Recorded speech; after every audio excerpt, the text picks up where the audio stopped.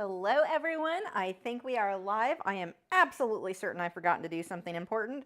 Do me a favor if you can, if you are in groups on Facebook, MeWe, Instagram, well, maybe not Instagram, but if you're in other art groups, I know there's a beginner acrylic painting group. If you're in any of those, please share these videos. It will help me a lot, like more than you can know, because YouTube doesn't share them. So I need you guys to do it for me. So if you can share these, really helps. Thank you so much. And even if you've already shared it, you're like, no one follows me on my page that would be interested in art.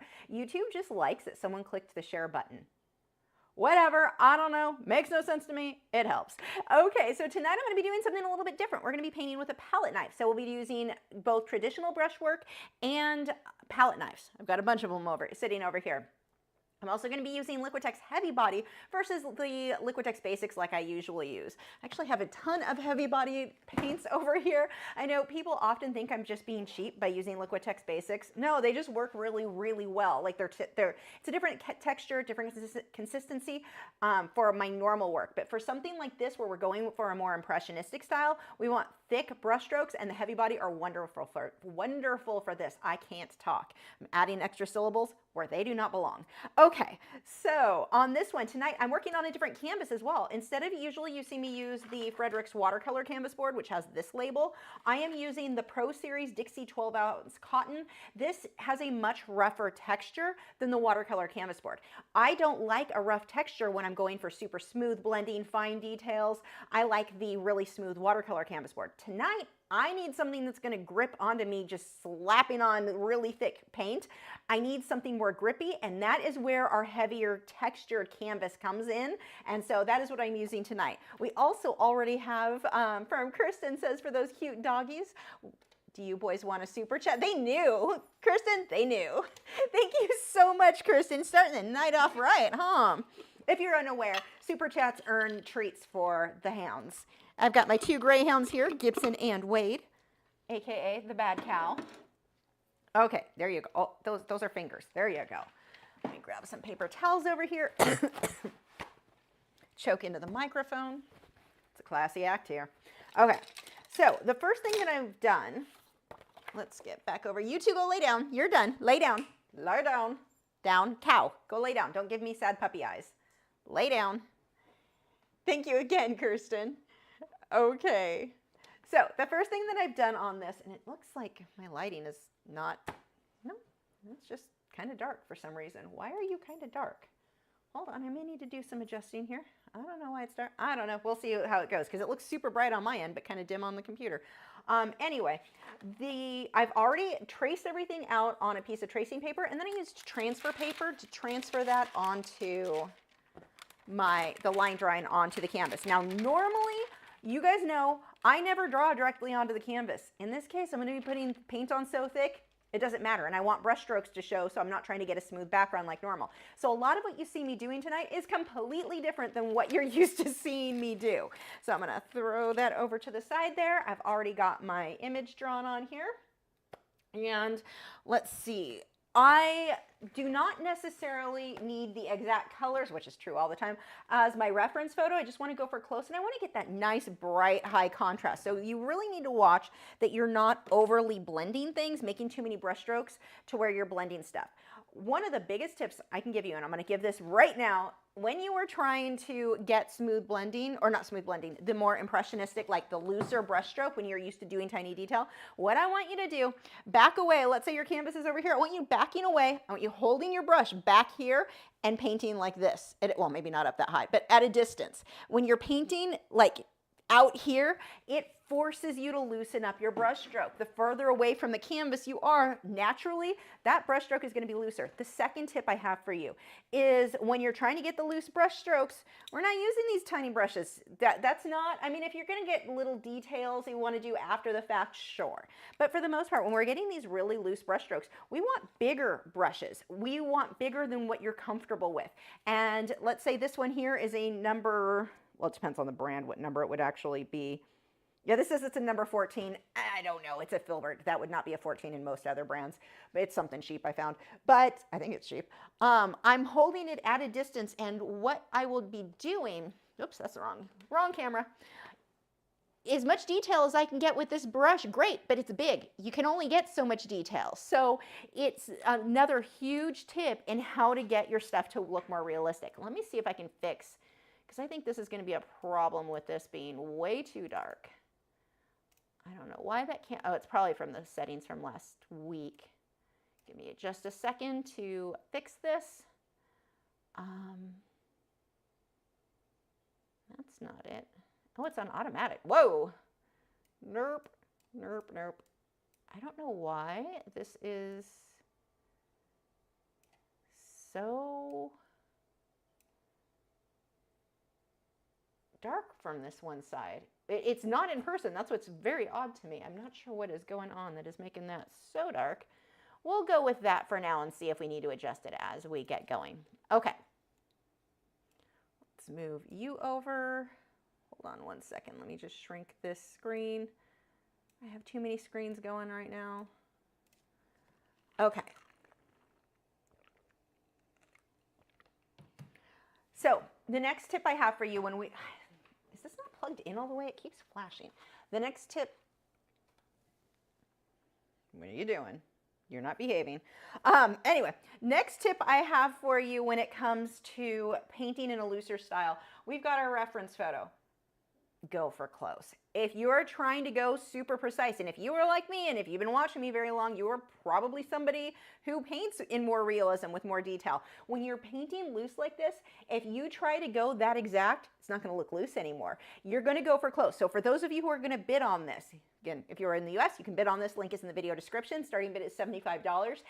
If you're going to bid on, if you're somebody who's going to bid on this, you may want to wait and see how it comes out, because it's not going to be exactly like the reference photo. If you try to make, when you're going more impressionistic like this, if you try to make it exactly like the photo, it doesn't look good. It ruins the flow. We want to go for close, not exact in this case, which is not how we normally go. Dragon is digging over there. Why are you digging, Dragon? Okay.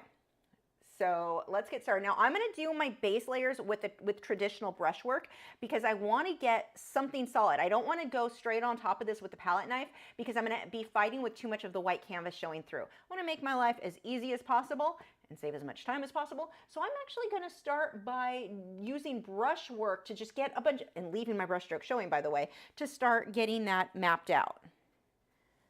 Okay. Let me, oh, I need to clean up my palette a little bit here. From last week. Oof, I've got all the sharp colors on here. So we're just gonna scrape most of this away, because I'm gonna be using heavy body tonight anyway. Oh, that's a horrible sound. I apologize. Oh, it's bad. This is what happens when you don't get it wet first. Oh, yuck. That was nails on a glass board, I guess. That was terrible. But it's over. Don't worry. Okay. You are not coming off of there like I want you to. So for the paint, I am not even trying to use, Rob, why is she trying to talk me out of bidding? Well, I just want you to, I am a terrible salesperson, because I want to be very honest with what you're getting, and I want to make sure it's something that you like. So let's throw out, this one is the heavy bodied Quadonkadonk Blue Violet. I'm going to be using Cerulean,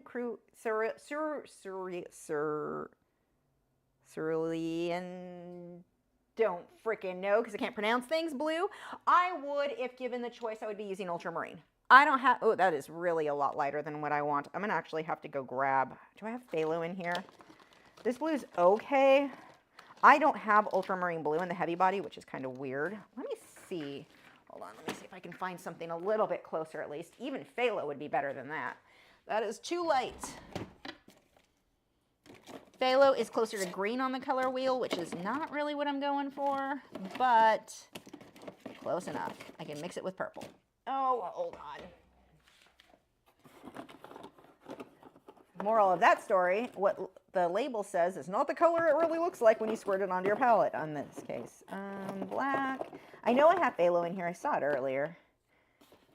Worst case, I can use my Liquitex Basics. Now, the problem with Liquitex Basics, even in that case, I would not be going with ultramarine. Ultramarine's a very translucent color, and I need something that's, or it's like a thin, goopy, weird. I need something thicker. Okay, I'm gonna have to start pulling stuff out here. Let's see, we've got a whole bunch of not the right color, a whole bunch more of not the right color.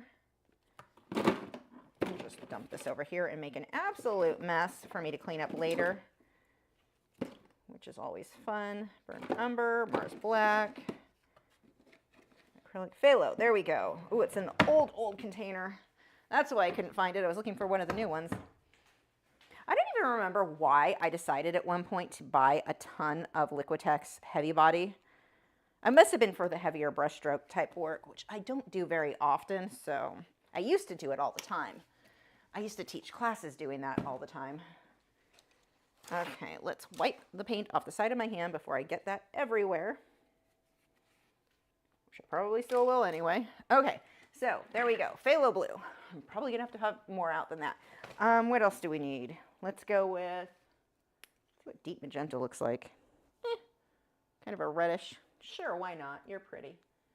You're not really. You're a little bit in this. I need some yellow. This one is Naples yellow hue. Let's see, it's a bright yellow. Nope, you might work. We'll use you for some of it, but I'm also going to need cadmium yellow medium. And I've got two of these. That one I think is the one without. I did a thing years ago for Liquitex where they sent me these tubes. So it's like one has B, one has A on it. So I didn't know which one was the one with, it was like one had, was it zinc free or lead free or something? I don't know. And one was a hue. And so we were supposed to paint it and use them both just to prove like we can't really tell the difference because the new versions that are safer are pretty much the same, but I could tell the difference because you could smell the one that had, I don't remember if it was link or was it zinc? I don't know, but it was, you could smell it. I'm going to use some cobalt turquoise. I'm just throwing a bunch of colors up here. Let's see, cadmium free, thank you, that's what it was. Did I already throw, this is chromium oxide green. Let's get some of that on there. I definitely need a bunch of that. That's a great color for this. Green gold. I want to say that was more translucent. I may be wrong. I don't want translucent tonight. Yeah, that's more goopy. Yeah, it might look good though. Yeah, that one's really goopy. It's like dripping or running all over my hand. I do vaguely remember that.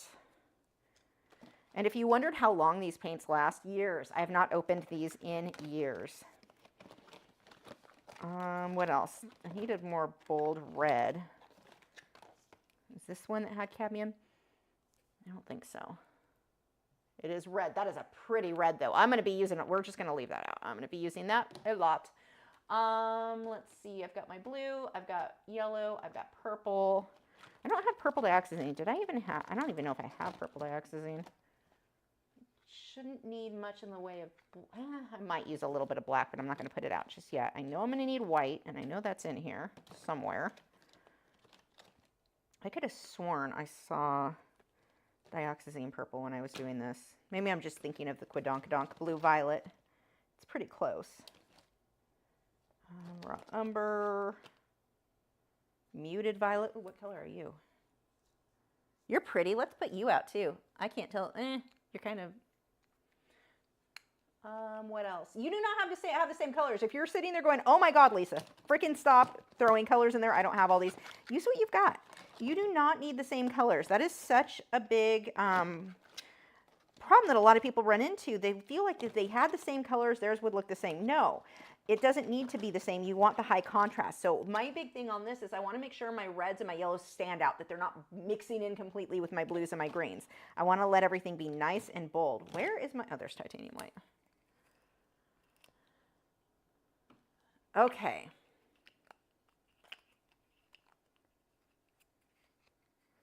And you can do this with oil paints too. I actually considered trying that, but it would have ended up being muddy considering I can't let it dry at all in between stages. So that would have been a bit of a challenge. So first step, I'm just going to go through and very messy paint in. I think I'm going to use, I don't know what brush I want to use. I think I'm going to use a flat brush, which I don't normally use, but when I look at my reference photo, a lot of those brush strokes are kind of flat. I'm going to use a flat brush. And I'm just going to paint in. I'm going to start with my background. Let's get some yellow and some white. We're going to start in here. I'm going to actually throw some more water in there. Now, when you use the palette knife, you are not going to be using water. Really, I just want this to be super thick paint.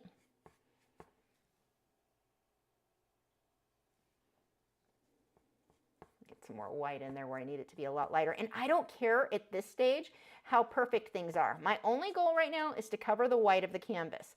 I'm going to correct a lot of stuff. Like, I don't care if my brush, I want my brush strokes to show. I'm going to correct a bunch of stuff, like color-wise, when I go on top with the palette knife. This is definitely one, and you can see where I'm holding my brush. I'm up a little close. Back here, if you're not used to working with Impressionism, back up further if you need to. This is not, the whole goal here is just to fill in that background. That's all I'm going to do for that. I'm going to wipe my brush off. I'm going to switch over, start going into my turquoise color. Some turquoise, I've got some blue. Let's throw some white in there.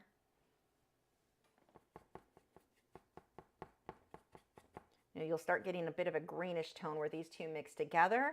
If it's too green, again, not a big deal. We're going to be fixing that with the palette knife. We'll go over most of this. What's happening, I am making it so that when I go on top with the palette knife, I am at no point fighting the white of the canvas showing through. This is just going to make stuff so much easier. I'm going to wipe the brush off. Actually, let's just rinse that brush.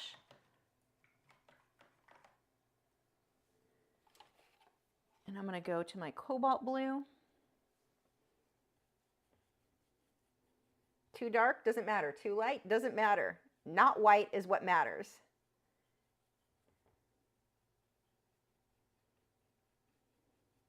And I also don't want a lot of the rough, bumpy look. Throw more paint on there. If you're getting, can you see this in here, that bumpiness? If you're getting that roughness in this area, you need more paint on your brush. This is not one where we're being careful. Let chunky paint just make a mess.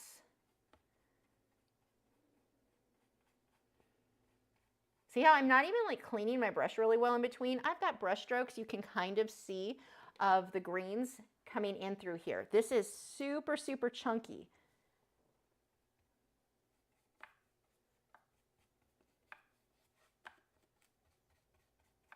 See right here how it's getting bumpy again? I need more paint on the brush. I actually need to lift this up a little bit here for the bottom. I'm going to pull some phthalo blue into that too as I move my way down.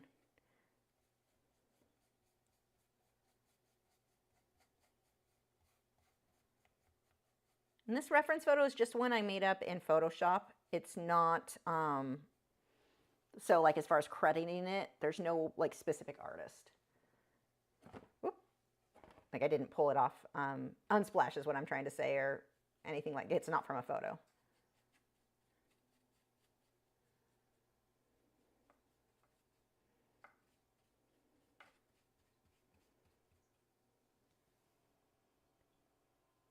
Still using phthalo blue and cobalt blue. I'm just kind of mixing these two together.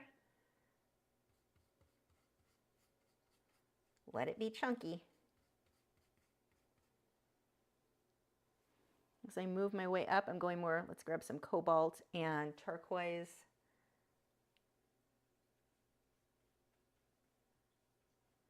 And this isn't even one where I would say I would rather be too dark or too light. It doesn't matter. Not white is what matters.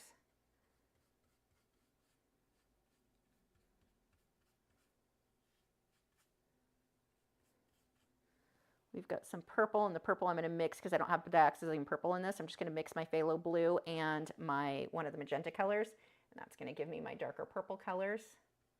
Oops, let's add some white into that so it actually looks a little bit more purpley. Kinda. Okay, I'm going to wipe this though because that's starting to get muddy because of the way the colors are mixing together. And I'm going to go to phthalo blue and some more of the cobalt blue mixed together. For these upper corners. See, it is chunky. Now you can use different mixing mediums too to keep the paint like super chunky if you want. I've not really used those that much. I don't have a ton of experience with them. So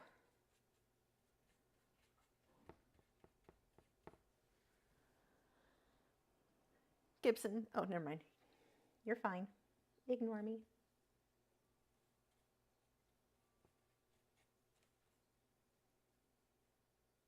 I say ignore me like that wasn't what his plan already was.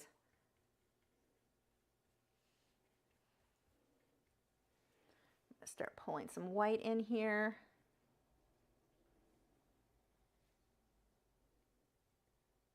Let's see, right in through here, it gets a little bit lighter.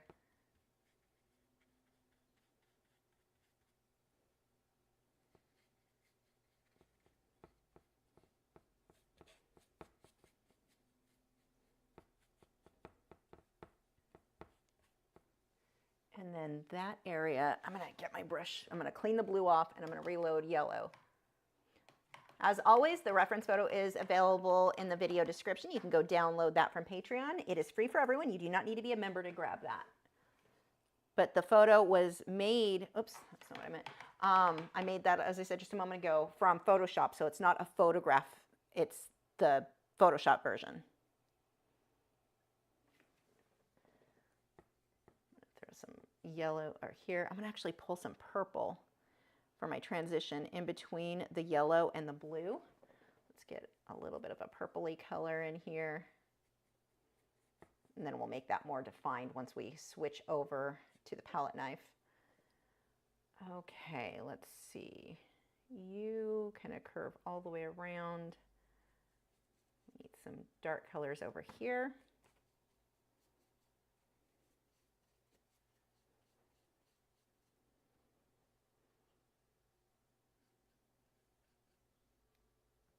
Okay, let's start getting into some of these greens. I'm going to wipe my brush again.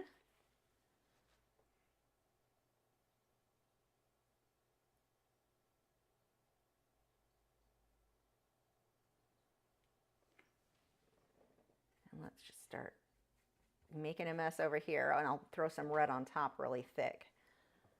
I might have to do white first with the red. We'll have to see if that red, I don't remember how opaque it is.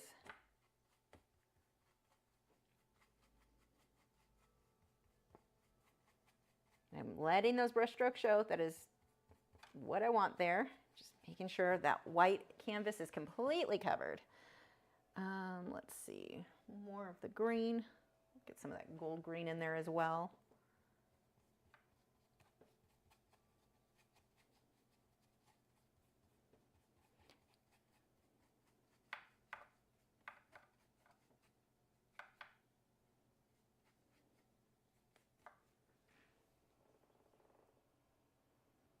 This part is one of those stages too where you might feel very, like your confidence going, oh, this is so bad. This is not gonna look good at this stage. Our goal is just get some paint on there. So if you're thinking it should look good right now and you're frustrated with what yours is coming out like, look at mine. It looks terrible. Actually, my green's a little bit lighter. I'm gonna have to adjust again the lighting in a bit, but it doesn't matter yet. Okay, I'm gonna clean this brush completely and start doing the flowers. I'm going to start with the lighter yellows. Got some Naples yellow and my cadmium yellow medium hue. I want this bold, like really bold. I can go through and soften it as needed, but let that really stand out. So here I want a little bit lighter. Good enough.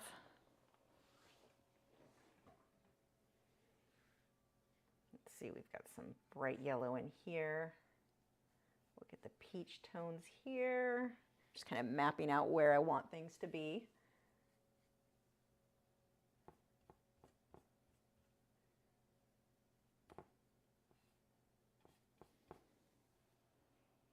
I'm going to start pulling a little bit of orange into this. So red, really, it's the cadmium red, medium hue, I believe.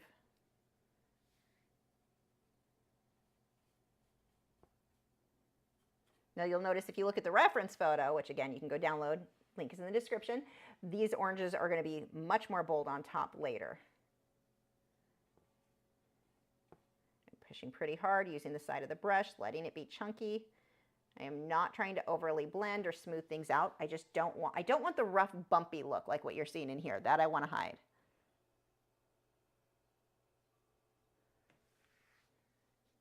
see, we've got more orange in here.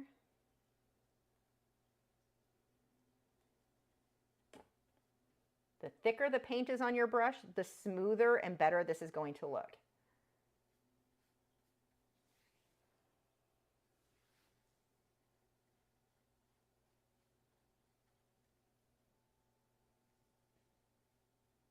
See, that's a muddy mess with the green mixing in. Doesn't matter, I'll be going over that with a palette knife. I'm not worried about that at all right now. And I point that out because normally we would be like, oh God, that's horrible. Not right now. It actually is fine for what we're doing. Looks like a mixture of ketchup and mustard disaster right now. You can always dry the paint if that, like the previous layers, if it starts to bother you, but it just doesn't matter at this stage.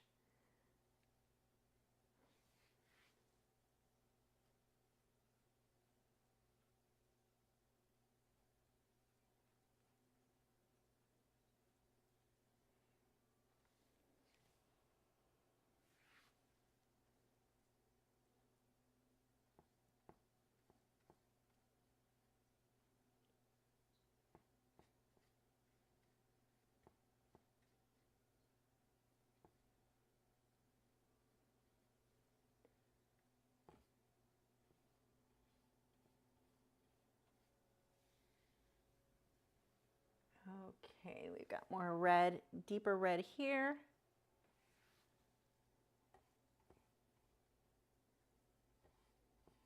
And see, if you look at the reference photo, there's a bunch of transitions where here has tons of different layers, like light and darker orange. That we're going to be doing with the palette knife. And this is going to get more with the purples, so I'm not going to worry too much about that. I mean, I'm just making a mess. I'm not blending perfect colors.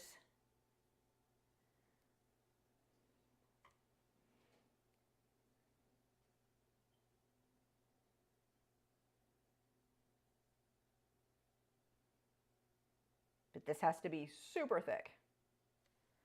If it's not, it starts to blend in too much with the green and such that's already there. So let's go ahead and pull some of these purples. So I'm mixing, in my case, my magenta and my blue. Actually, I need to clean this. I'm getting mud.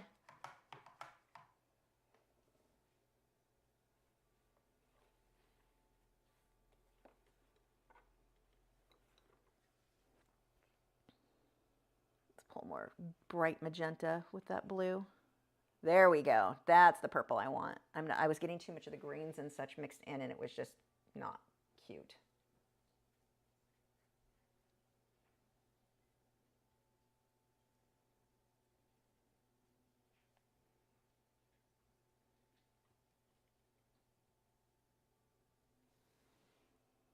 Take some magenta. We've got a darker color here. Not the right color, but whatever. You notice a theme here. Close enough, don't care. I keep pointing that out because I just don't want you freaking out because it is ugly right now. Some blocks of blue. Oh, there's a chunk of paint in there.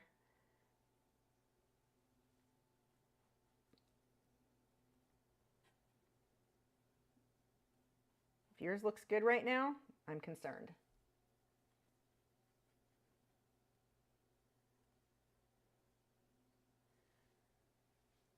Let's throw just some other colors in here. Make sure the white, again, is completely covered everywhere.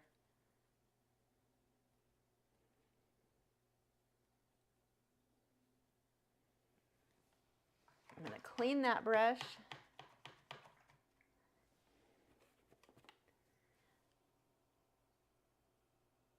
I'm going to pull some more of the light in here just to make sure the white of the canvas is covered because it's not right now.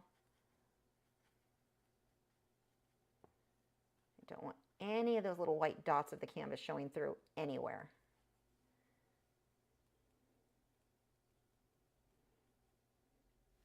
Okay, and now I've got the one flower down below. Actually, a little bit of water and blend that a bit. Making sure that gets all the way in those little crevices.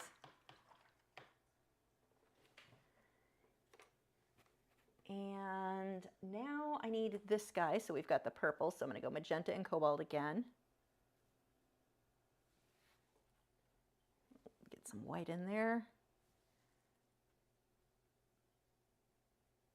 Should probably have a little bit more magenta. Again, I will cover that with the palette knife. And now we've got blue.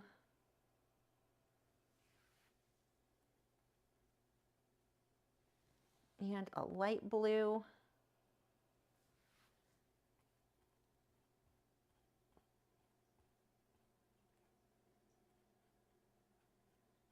Okay, so I'm going to go ahead and dry this a bit. I don't care if it's 100% dry. I just want to get most of that in there. And then we'll start in with the palette knife, which is the part that is my favorite. That's where we start to really worry about getting our contrast what we want it to be, the colors and everything. We just needed to get that base covered first. So now we get to start having some fun. Let me rinse this. And that doesn't mean we can't go back and use the brush if that's giving us good work. And I could finish the entire thing with this brush if I want to. This one is actually really stiff. It's a Simply Simmons, I think. Yeah, that one's Simply Simmons. And the bristles aren't super long and it's a bit kind of stiff, kind of firm. So I need to change the lighting again on that camera. So it actually works really well. If you're going to use a brush versus a palette knife, you just want a brush that is more firm like that. You wouldn't want something that's super soft and bendy because it's just not going to give you the look you want. So let me dry this a bit, or at least start to set this.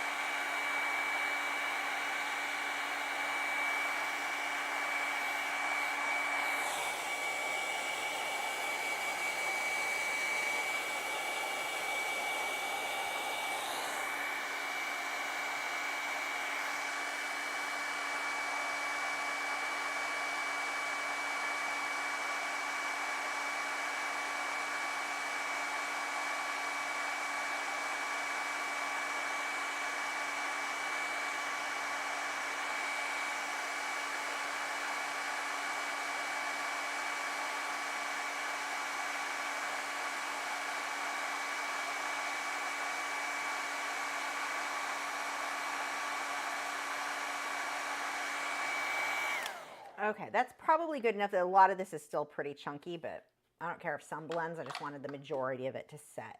So when you often hear me talk about making sure that one layer is completely dry before you go on to the rest. It would be better if I let this dry a little longer, but we don't want to sit here for 15 minutes because that is on there thick. If I was going to glaze or be doing scrubbing techniques, this would not be dry enough. It would start to pull back off because it's not 100% dry. It's mostly dry to the touch, but not completely. But because I'm going to be going over this with a palette knife, really not going to be a big issue. Okay, and I've got several palette knives over here. I'm going to, let's see which ones. I've got a nice flat one, and I don't know the brand of these. These are just something cheap off Amazon. So I've got a nice flat one there. If I want to get smaller details, I've got the pointy guy. I've got this guy, which is probably, that might work for some. It might be too thick. And then my normal, these will probably be the ones that I go with. What else do I have over there? No, I think these are good. Actually, I think I like you better than the pointy guy. Which one do I like better? I think we'll go with that one. Anyway, doesn't really matter. Just pick one. What do I have? A weather, severe thunderstorm warning. Really? Huh. Hold on. I didn't think we were going to have anything like that today. Let me see if this is remotely, going to affect me. I mean, not that I would stop the live stream. I'm just nosy. I see nothing near us. Oh, it is headed our way. It looks like it'll barely miss us. Yeah, we might get a teeny sprinkle on the outer edge of a storm coming through. We're probably fine. Okay. Yay, I'm excited. Now for the fun part. I'm going to start with the background. That way, when I do my thick, chunky petals, they just go on top of the background. So as usual, background, moving my way forward. So we've got some really pretty pastel colors. I'm going to move some of these colors, though, I previously mixed with the brush, because that is going to muddy things up in a way that I do not want. Let's get rid of some of these. I'm just using my glass scraper and get some of this out of the way. My glass scraper is not clean at all, so it's actually making things worse. And just wipe some of that down, because this is really, that'll work. Where do I want to put this? Hold on, I need to go somewhere else. I need to put a trash can in here.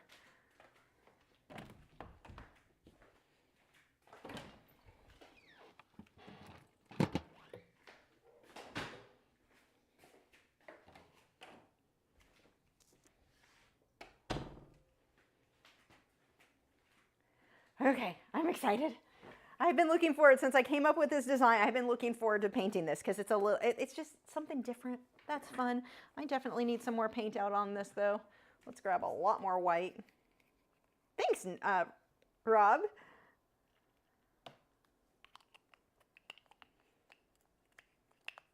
Lid, go on. Be smarter than the lid. I've got yellow. We'll just start with that. I'm going to need to pre-mix some purple, though. So that we are going to switch over to the palette, and I'm going to be taking my brighter magenta. I'm going to need a lot more magenta on the palette, actually. Let's do that now. Which color was that? It was not you. It was a super bright one. Deep magenta? I don't think it was you. No, I think it was you. I lied. A little bit softer than I like for the heavy body. We're going to scoop some of you. I'm going to need some more phthalo blue out. And probably some more cobalt blue as well, because I used a lot of that for my background. You can use Liquitex Basics for the background if you want to go kind of faster and not use as much paint, especially given that this is so much more expensive. If you've got both, that is an option. What was I looking for? My brain just, oh, cobalt blue.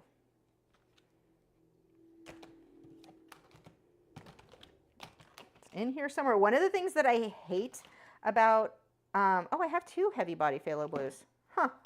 That was news to me. I hate that these tubes are the more expensive ones. It's so much harder to find the color you want.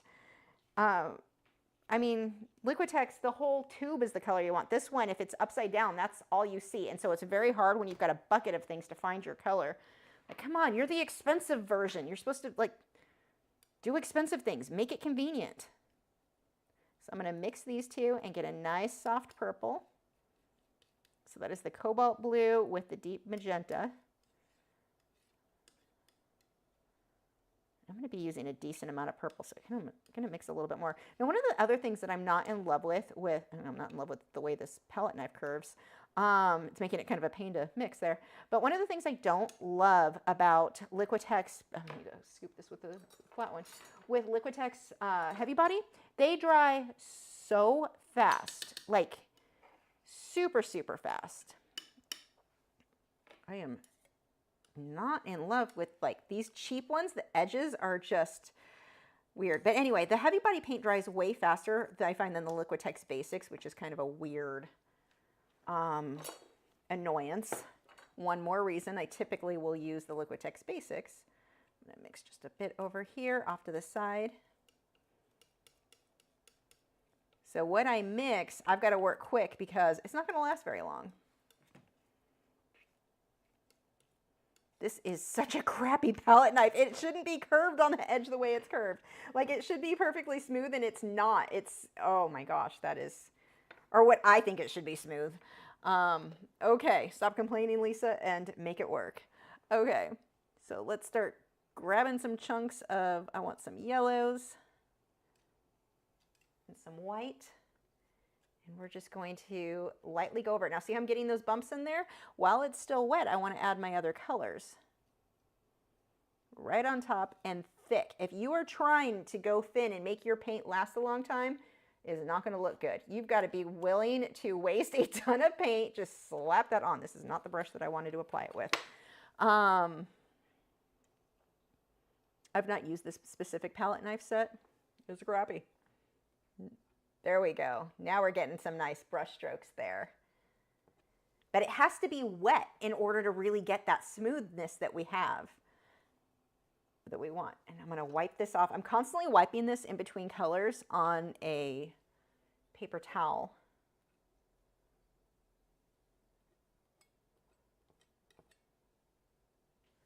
I'm going to take a big old chunk of just white, load that on the end.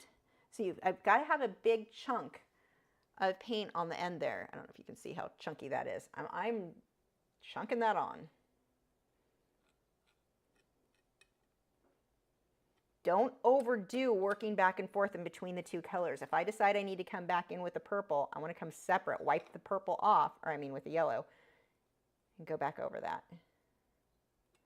That's going to be the hard thing, is to not overdo that. We want to be chunky, but we also need it to be kind of a soft transition. If you keep blending and keep working that over, it's really annoying.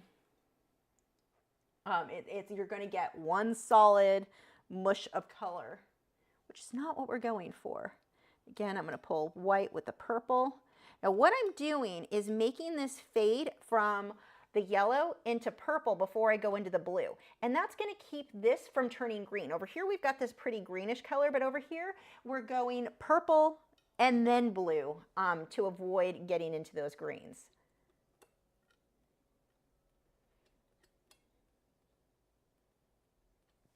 Get some variation in those brush strokes. While these are all going mostly the same direction, don't make them all exactly the same. Let some be a little thicker, some a little thinner. Start going some deeper purples.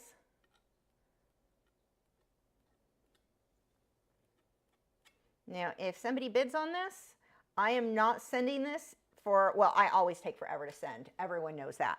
But you're going to wait a little bit longer for this one because I need to make sure this paint is really dry all the way inside with how thick I'm putting that on there. I mean, and it's acrylic, so it dries fairly quick, but yeah, this is really chunky. I'm going with the cobalt blue.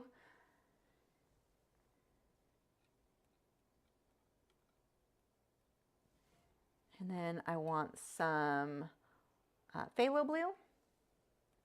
Oops, that's a dry chunk. I don't want those chunks. Not all chunks are created equal.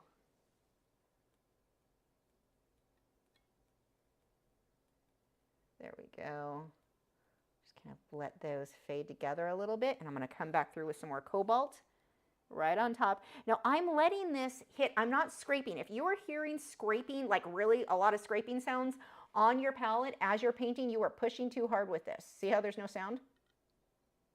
If you're hearing this, you're pushing too hard with the palette. There should be almost no sound at all. If you're getting sound, now sound while you're mixing paint on the palette, absolutely. Sound on your palette, your canvas, no, you're pushing too hard. You don't have enough thick paint on there. I'm gonna get some white. Just let it drag across the top.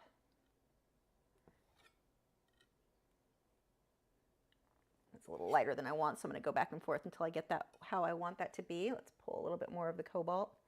There we go. Much better. Go all the way around the edge. I'm going to pull a little bit more with the phthalo blue.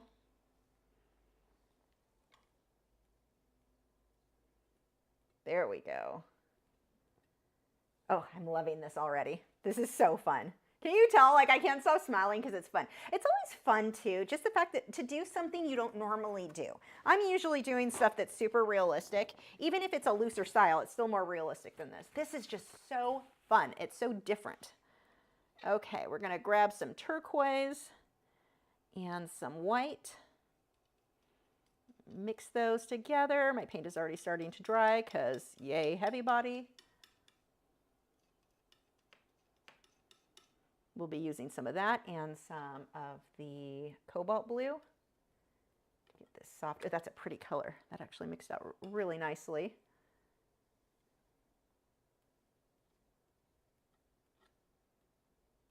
And this, you can see when if you're painting like this, how thick this is, why you would want a canvas that has more tooth. So you often hear me talk about wanting really smooth canvases for how I work.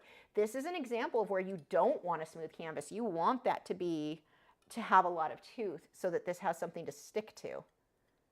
Otherwise, it's too slippery.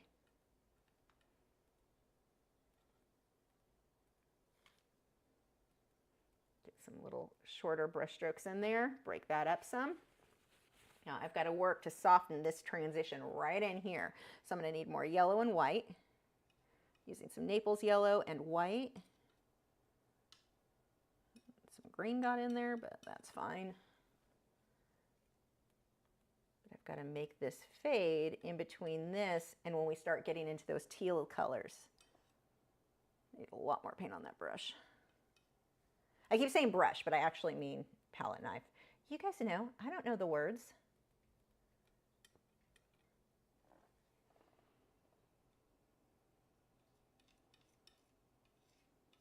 See scrapey sound on your palette? Fine, not on your canvas.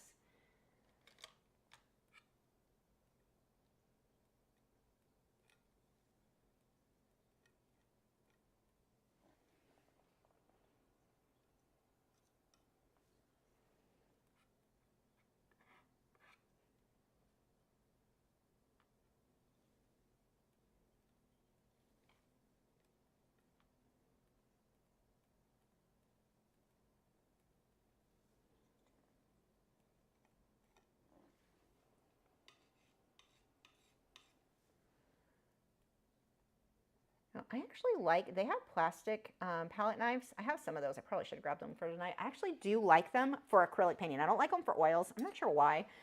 There's probably a reason and I just don't know what it is. I like them a lot though for oil painting or for acrylic paintings. The acrylic palette knives I've had, maybe I just had a good brand. I don't know, but I've always been pretty happy with them. Let's make this a little bit darker as we come in here.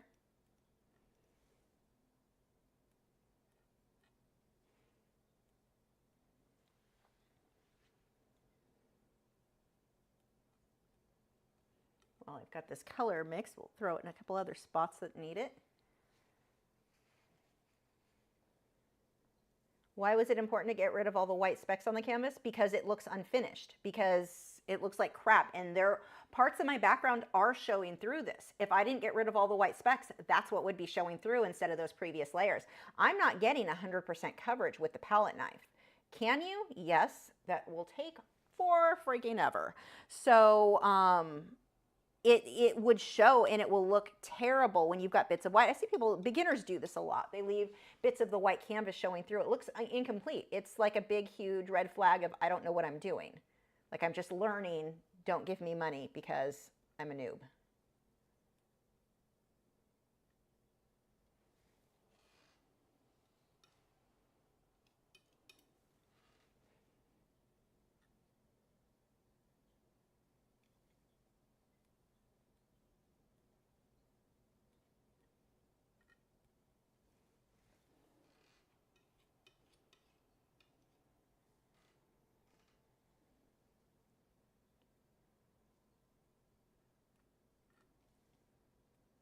I mean, we all have different tolerances for what annoys us in a painting and what is acceptable, but that is like, should not be acceptable to anybody. I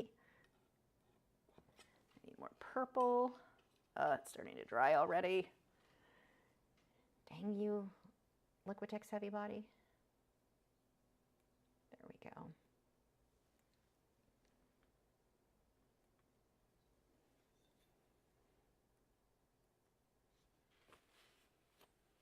Oh, I am very happy with how that looks. That is really pretty. I would like more purple though.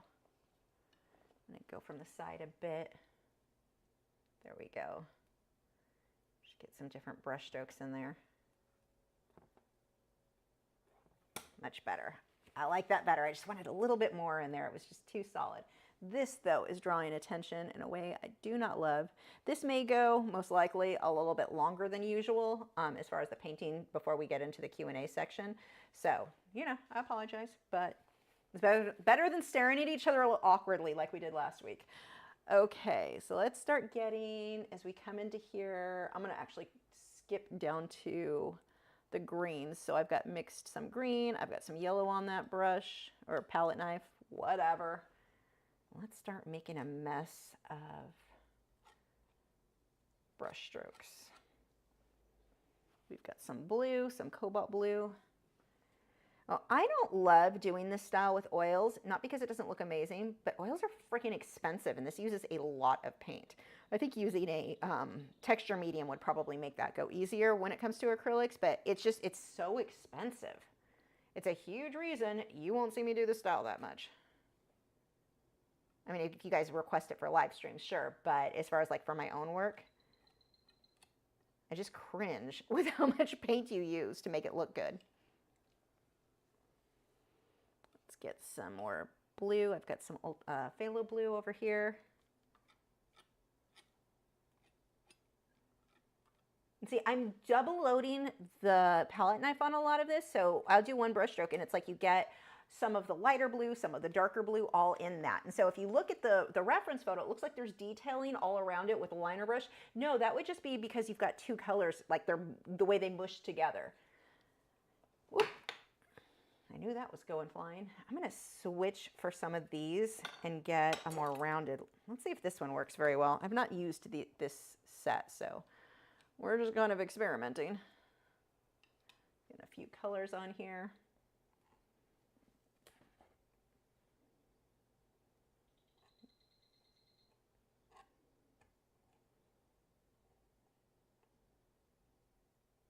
Not in love with this one.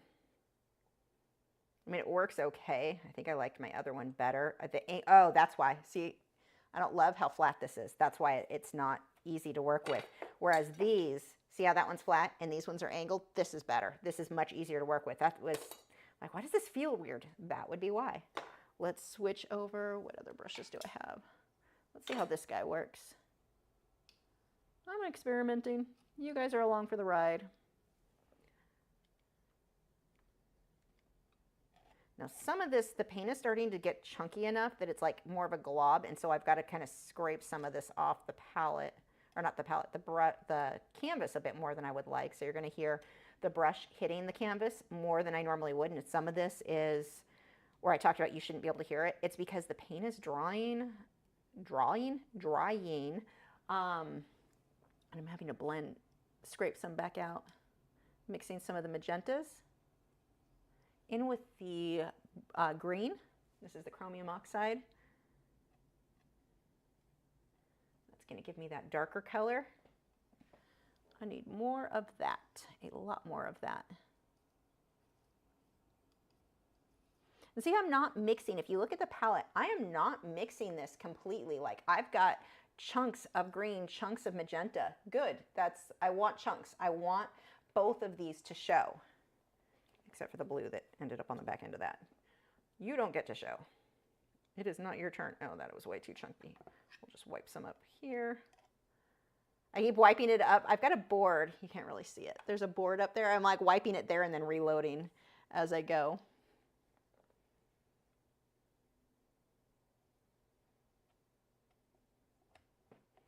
You're a little too thick.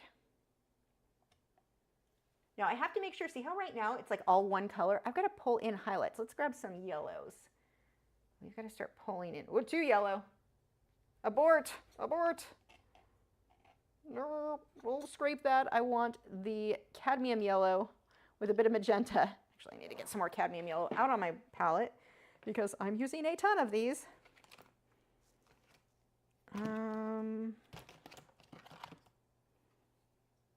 Naples yellow, I think that was the one I wanted. I said cadmium, that's not what I meant. Yep, Naples. Less in your face.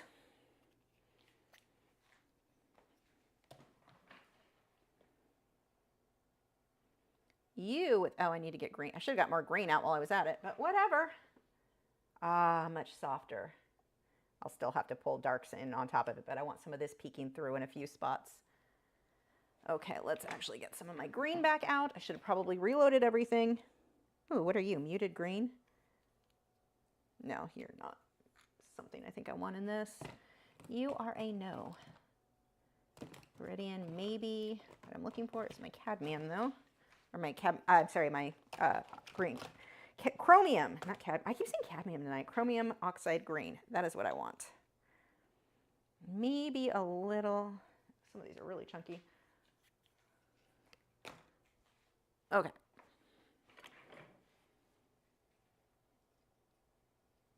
Let some blue get in there as well. Just kind of making a mess here. Now I've got to, actually I'm going to switch brushes. This one was kind of working the best for me on this texture. Yep. We're going back to the original one. I can probably do most of this piece with that. This squared off palette knife.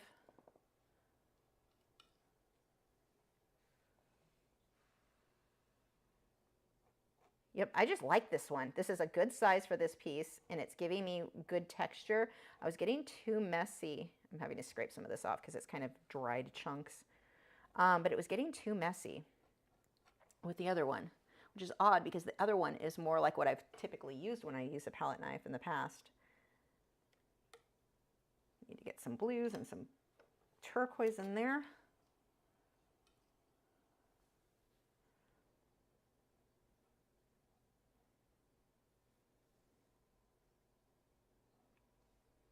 Dry chunk, picking that out.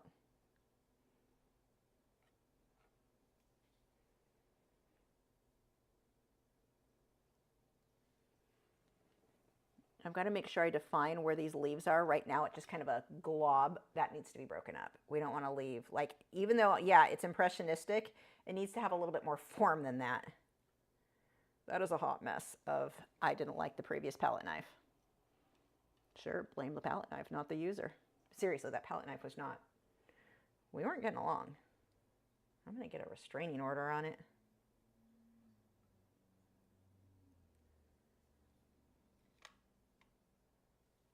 See how I'm being more controlled here with this one is really easy to control, but more controlled in the type of brush strokes that I'm making. Don't just slop it all over the place like what it was coming out like.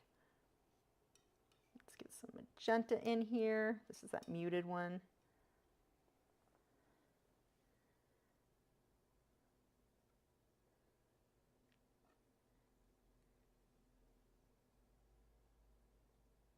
See, we're getting where it starts looking like the direction of where the leaves and such would be going.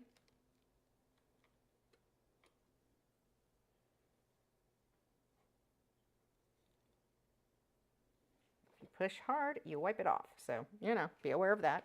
That may or may not be your goal. It was definitely not my goal right there.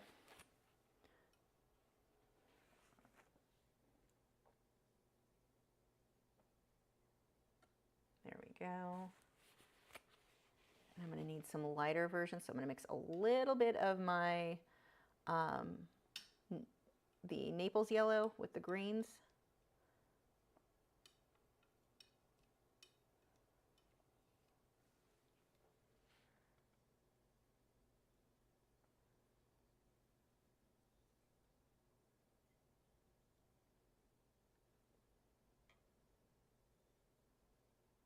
See, I'm still looking at the reference photo. I think when you do this style too, when I've seen students doing this, it's easy to just stop looking at the photo and go to town like, oh, okay, here's a leaf, here's a flower. It looks terrible. Stop, look at the photo still. So it's impressionistic. And I know I said earlier we're not going for exact, and we're not, but you still want to look at that photo. I'm using this sideways to get the stem.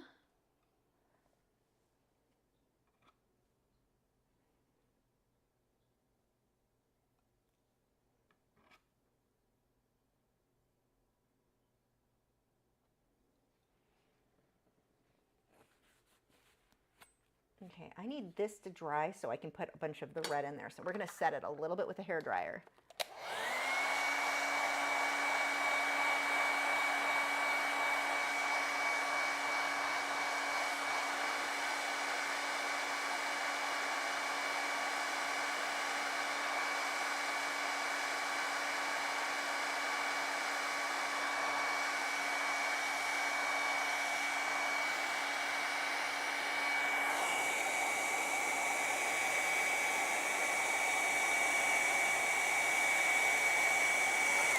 I'm going to let that set for a little bit because it's still definitely wet. But I'm going to come up and start working a bit on the flowers while that part starts to, well, set. That's not redundant at all. Okay, let's start with this guy up here. So we've got the Naples yellow. I'm just going to lay that in first. for this petal, and that's going to go pretty thick. I want to make sure I go up to the blue so it rounds it off so it's not that harsh line there. See, I'm loading, you can see right there where I'm loading the back of it, not the front of it, the back.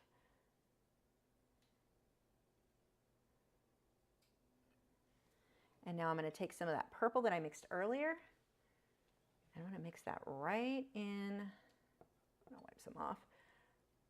2 parts of that. Tone it down a little bit more. Actually, I want more magenta. Let's grab some of that. Mix that in.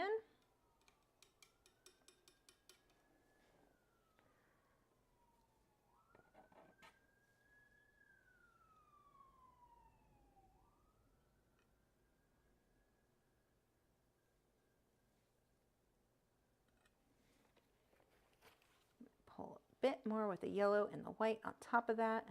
Just kind of mixing those 2 colors. Whoops, that was too thick. Too much.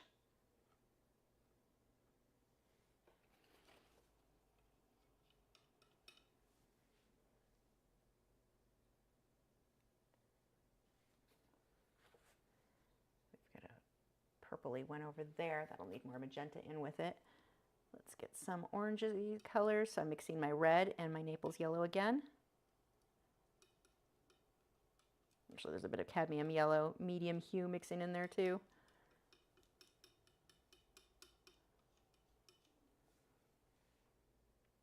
This one is a little bit more, I've got to get a lot more purples in there too. So I'm going to start with the more red tones and then come back with the purples.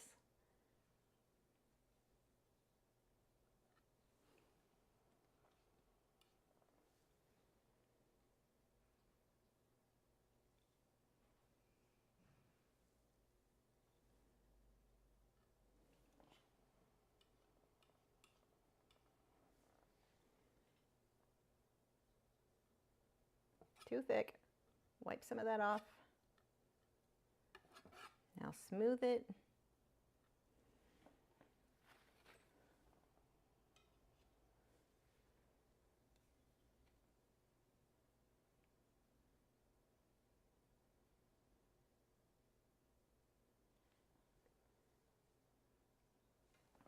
More purple.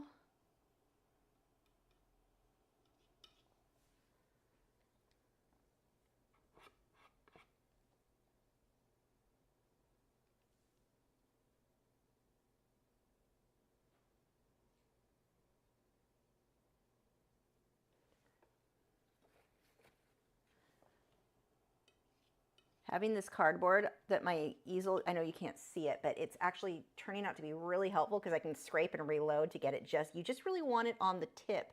We don't want it, if you've got paint all the way up here, it's not going to work for you. The paint is only helpful really when it's on the end there.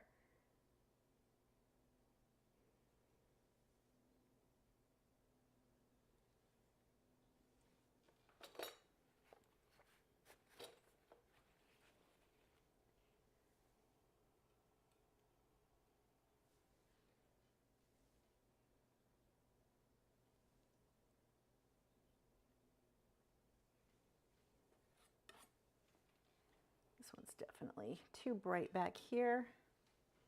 Oh, you can't, it looks too bright anyway just because the lighting of the easel. There we go.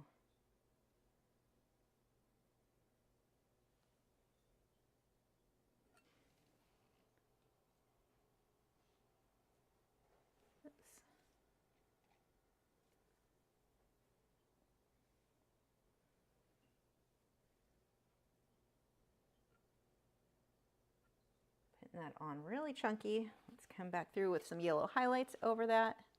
You have to be careful, don't push hard. I just need to hit the tops of what's already there.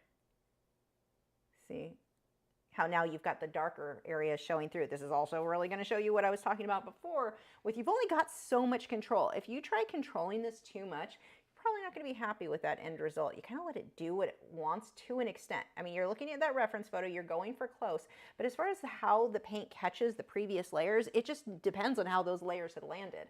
Like you get completely different results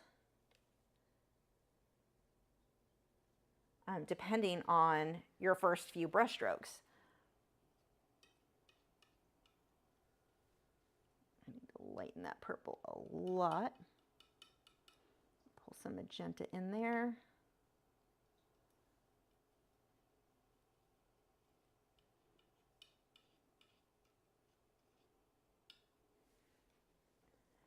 Same thing, I'm just wiping it on my board and then reloading it so it's focused right on the tip there.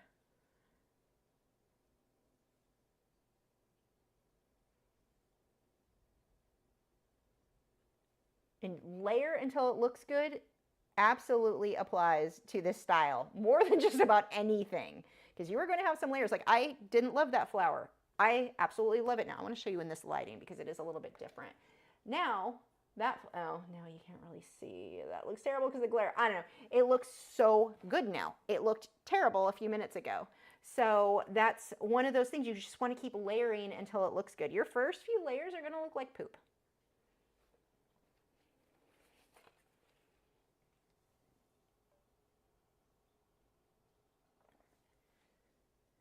I always find whenever I do anything more impressionistic like this, I almost always want to start over because I hate it. You just have to keep layering. Wow, that color is super, super red in person, and it looks like muted orange here. Oh, I'm not let me see if I can get the color to look a little bit more accurate, because that is actually really pretty. Let's see what automatic does. Closer. Where is saturation? That red is so bold in person, and it is not showing here. White balance, maybe? Not really. Unfortunately, I don't think I'm going to get that to be super accurate. It is like, hold on, let me see if I can show you. And this is one of the things I love with painting with a palette knife. The red, oh, it looks orange to me on there. This is it, like stop sign red. Gorgeous, stands out, looks so pretty against the blue. And it doesn't look like it on camera at all. I apologize, but it is pretty in person. Oh, we do have lightning close to us. Hopefully that doesn't keep up. Oops. Hit the right buttons, Lisa. Okay. I'm excited when you start hitting that point where it's like, oh, okay, I'm pulling this off. It's starting to look good. But it takes so many layers of doubting yourself and going, ooh, I'm not sure about this one. So I've got yellow and red mixed together.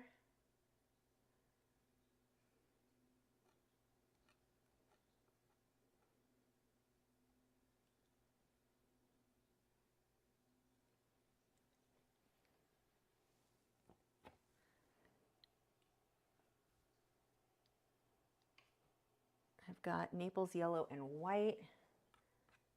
Like, I want to show you again. I'm like doing a lot of mixing right on here, and just that way I can scrape it easily.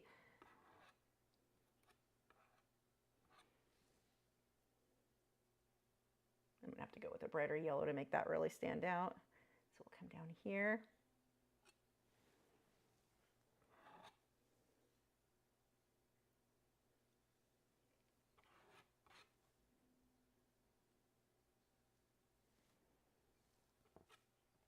And I'm going to reload with some red right along that edge. Actually, let's do you first and then put yellow back on top.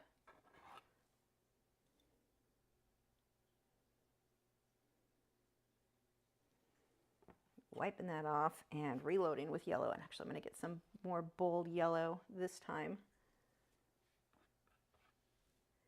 I want that to stand out a bit more.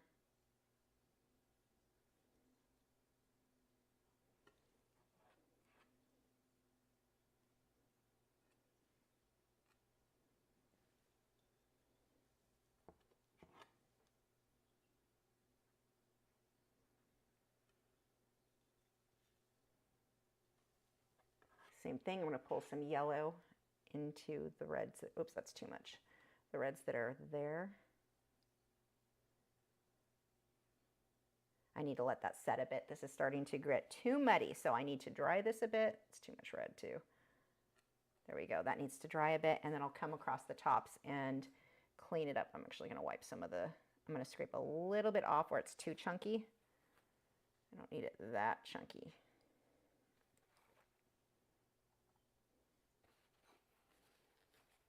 Okay, we'll leave you for a minute. I wish the color was more accurate because this is really vivid and it's not, showing.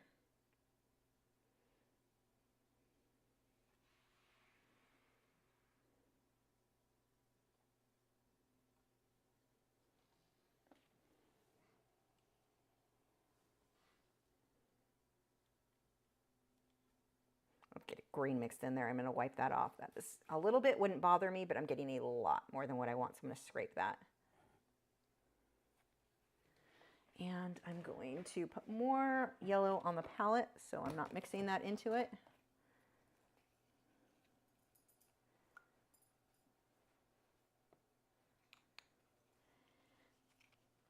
I'm just going to take a chunk of this up on my wood board there. Much better, much cleaner. Get a chunk of white here. Oops. Yeah, when I do, even when I do pop art style, I hate it until the very end because of the way that I'm going to layer until it looks good, but it doesn't look good until the very end. So every single time, like anytime you do artwork, you always have those stages where you're like, oh, this is bad, should I start over? I'm telling you, anytime I do anything impressionistic, even when I do bokeh backgrounds, because it's not super defined yet, I always hit that point and I'm like, ooh, I should probably start over. I'm telling you, just keep layering until it looks good. I'm gonna get a little bit more yellow up in here.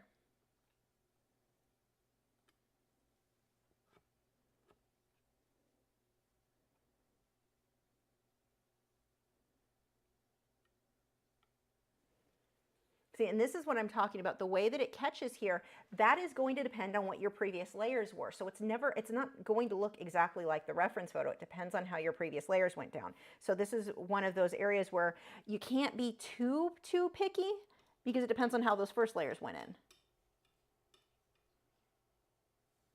And I think that's something that's really hard for those of us who work in realism to accept because we're usually so in control of every brush stroke, of everything that we do.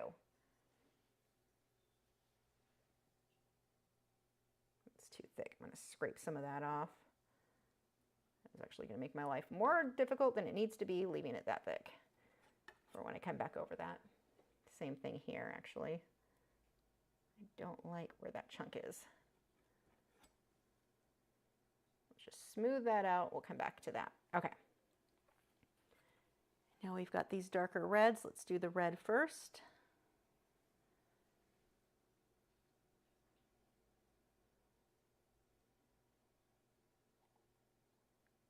Oh, I see that, Patty. 1 second. I need to get this in before it dries for what I'm doing here. So these ones I'm doing the deep red. Now see how my edges are just a sloppy mess? Clean that up. If yours are a sloppy mess too, define the shape of your flower petal a little bit better on the outer edges. That's too messy. I mean, we want messy because it's impressionistic, but that is just slop. I would act more excited right now, Patty, except the boys will jump up and I need them to wait a second. This is that stop sign red, the cadmium red. It is super bold and it just isn't catching for some reason on camera. Now, while that's still wet, I want to take some magenta and let that mix right in. I think I'm going to let that dry a little bit, actually. That is blending too much.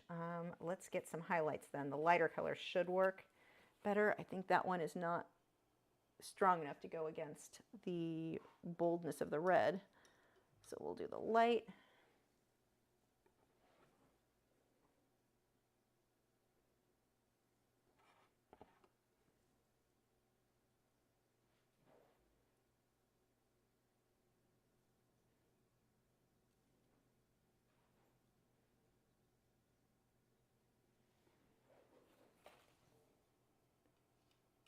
See if I can get that red, the dark to stand out if I reload up here. I'm having way better luck with this specific palette. Loading above. Yeah, that worked really well. I'm going to go a little bit more bold than what my photo has. I like that magenta in there. I'll probably tone it down a little bit when we get going, but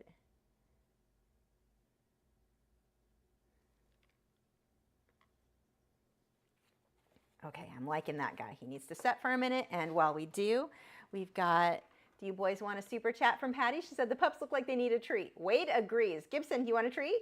Gibson, you want a super chat? I've noticed with Gibson, when he's been laying down for longer, he's like, no, you just bring it to me.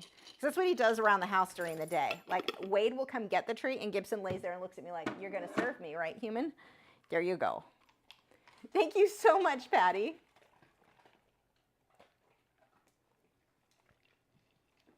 Okay, go lay down. Lay down. Lay down. Lay down. Down, down, down. Okay, I need to pick up the pace here because this is definitely taking me longer than usual. I warned you, though. I had a feeling this was going to take longer. Oops, that's the wrong color. Longer than normal.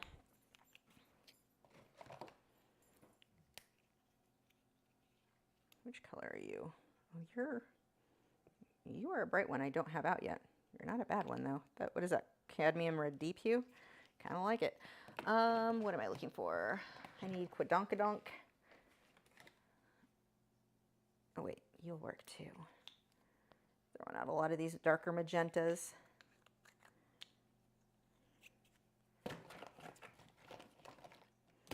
I hate trying to dig for colors with these. It's like colored pencils, like Derwent Light Fast. As much as I love those pencils, it takes me longer to find than like a Polychromos where it's the whole pencil is colored the color you want. Okay, more paint is out. Let me see if that at all is showing yet once you start getting colors in. I don't know. I think because this is so bright, let me see if I turn, no, not that one. Nope. You still can't. It's washing it out so badly. It's very weird. The love, like. Okay, back to work. Paint all over my hands. Okay, let's move on to you while you set for a moment.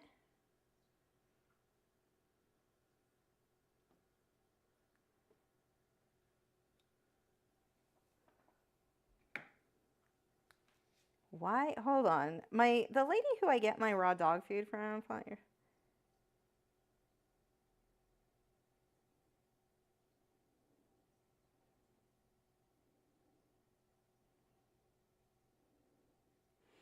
Okay.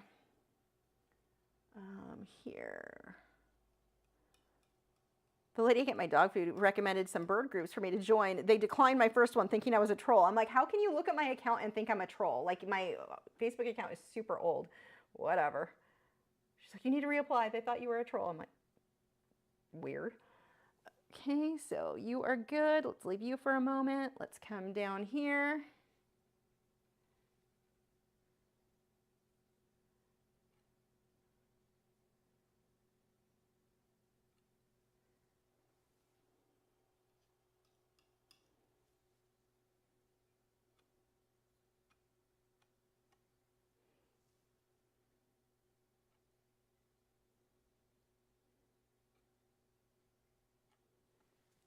Oh, duh, sorry.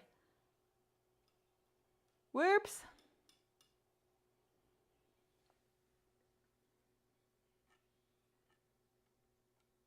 This is going on nice and soft. It's funny, I'm definitely not used to this specific palette knife. I've never used the flat one like this. It's taken me some getting used to, and now that I am loving this one more than the other ones I've used. A little awkward at first.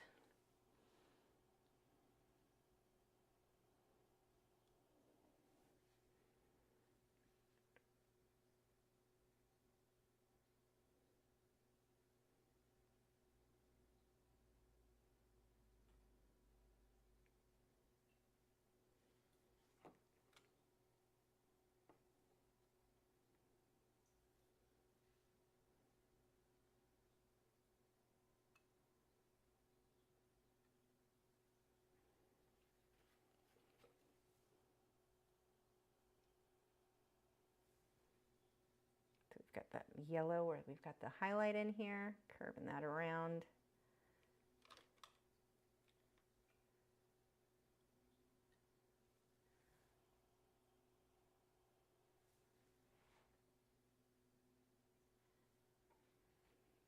I can't wait to do the centers. That's going to make them look so much better.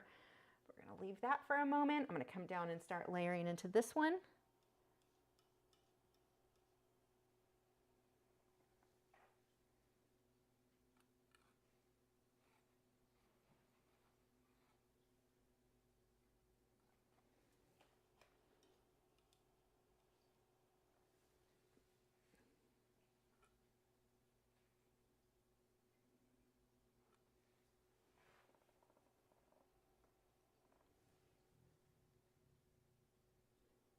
This is such a gorgeous, I love the boldness of this red up against the blues. Too bad you can't see it. I don't know why that is like, it shows peach for you guys. It is so not peach. It is stop sign red.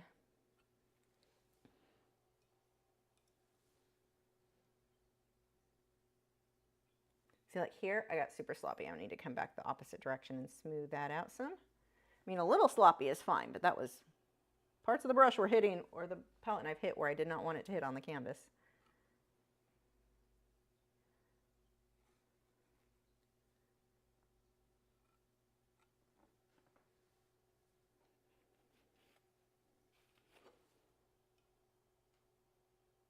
If you could see the amount of paint I have used, oh my gosh.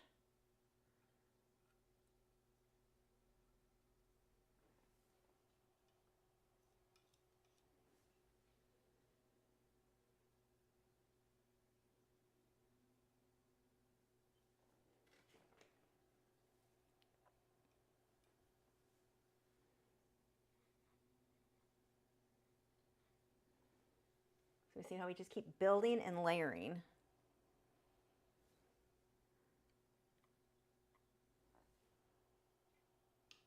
But as the paint starts to get chunky, it doesn't work as well. It doesn't go on as smooth.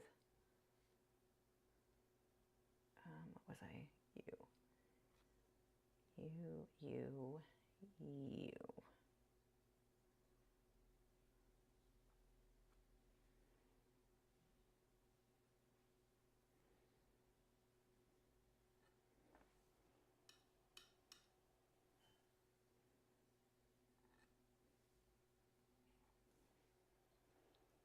I see that, Oriole Beagle. Thank you so much. Oh, I don't want to say it too loud though. Let me get a few more brush strokes in so I can dry this before I move on.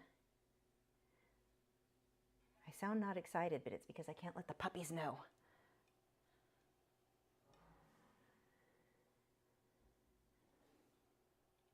But I assure you, I am as excited as they will be. Yeah, that needs to dry. It's starting to mud. Okay, this would be a good spot then. Let's stop and do a quick, do you boys want a super chat? Thank you so much, Oriole Beagle. Okay. You back up so they can see your cute faces? Oh, very tasty. They still can't see your cute faces. Camera's not in the best position. Good boys. Go lay down. Lay down. Down. Down. No sad puppy eyes. Lay down. Wait. Cow. Lay down. Rotten cow. Okay. So I am going to wipe the red off this palette knife and start coming through with some of the colors down here. I need that to set for a moment. So let's, actually I'm gonna need a bunch of blue out. I think half of tonight's video is me putting more paint on the palette.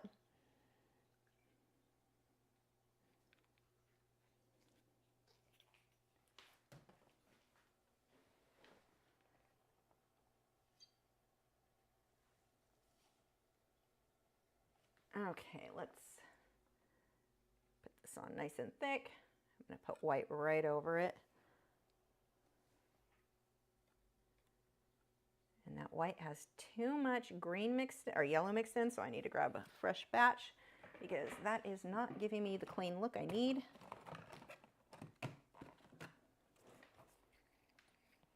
Put a section over here where it's nowhere near the yellow.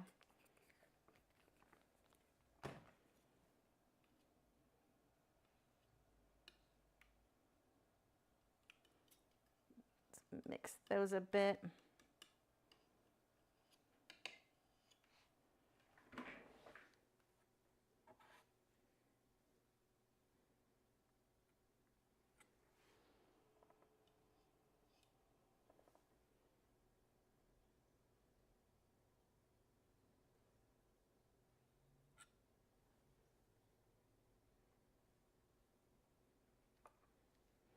need to come through with purples.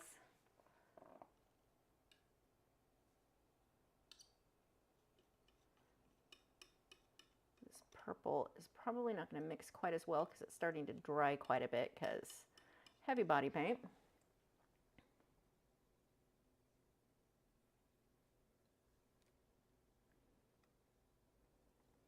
I definitely like the flower better come from the outside and come in to get the outer edge smooth.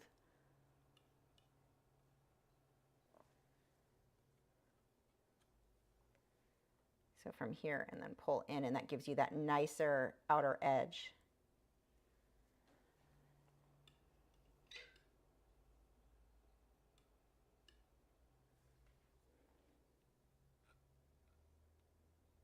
Get that more magenta one.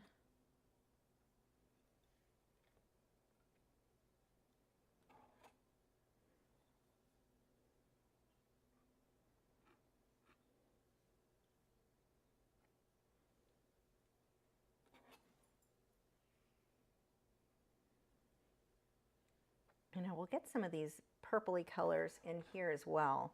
Now that this has started to set, I can start pulling a few more in here. But I'm really looking at that reference photo at this point and paying attention to where I want those to go. Don't just slop it in all over the place, or we don't want it to stay looking like what it currently looks like there. We want there to be movement going in the right direction. Some of these are just the hint of flowers in the background that I'm throwing in.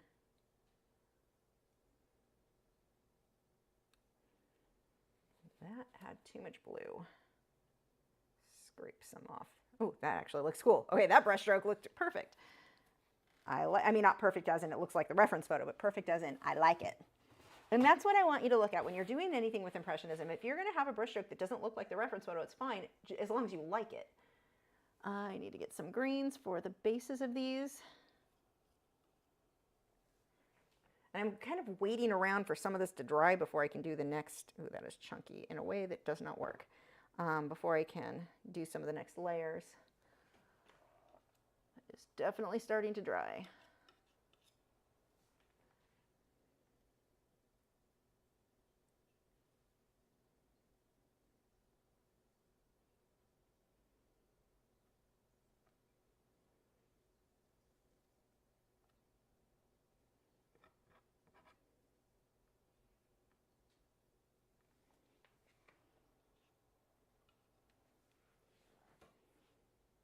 Get some longer lines so it looks like little sections of leaves kind of fanning out.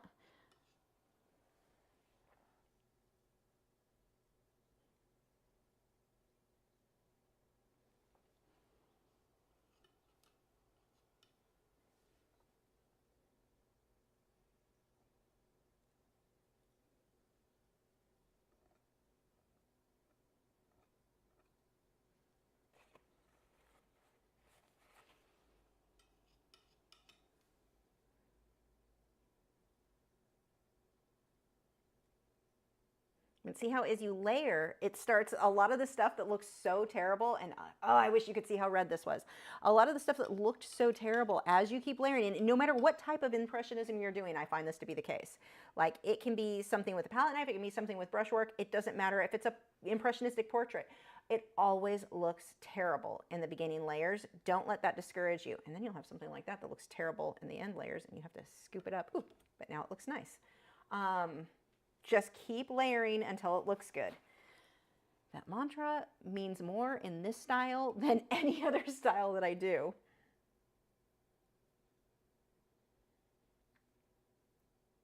Now this is one of the things, Liquitex Basics does not work great for this style. This is an example. If I did that with the red Liquitex Basics, the same like cadmium red, medium hue or any of those, it's not going to show up even thick. It's too translucent. The heavy body are great because they're so thick. They're meant for this.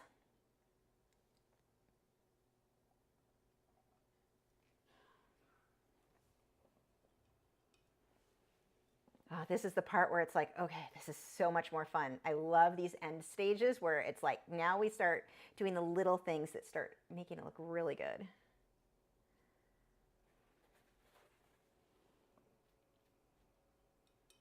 Just deciding where I want something a little darker, something a little lighter.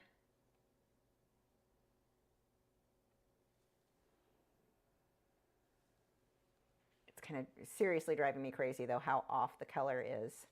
Let's get the centers in there now. So I'm going to start with the cadmium, I'm sorry, the phthalo blue. Just blob that in there. You see why it was so important? If I would have done that, the previous colors are showing through that I painted with a brush. If that was the white canvas, it would look so bad right now. And I'd be wasting a bunch of time trying to hide it. Whereas here, I don't have to worry about it because I took the time to fill that in with the brushwork earlier.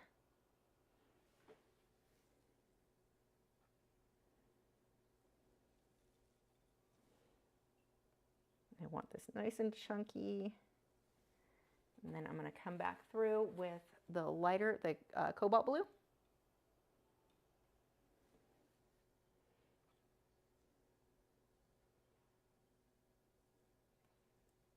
Make some texture going around there.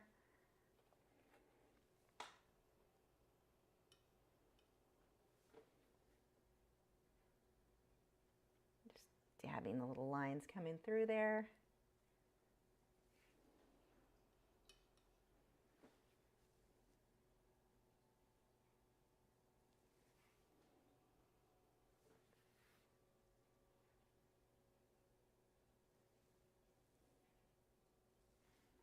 I'm going to even lighten a little bit more with some white mixed in with that blue.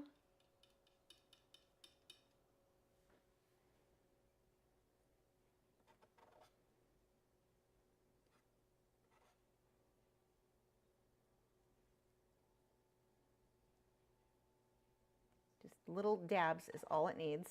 Reload that.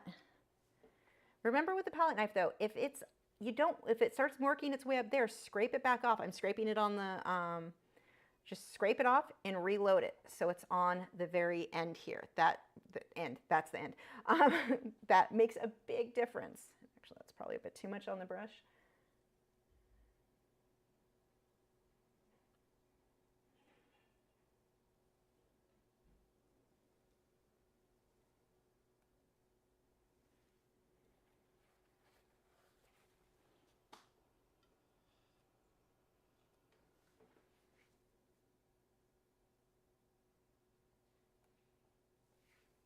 We've got some stems coming down. It is starting to dry and it's really chunky in an unpleasant manner.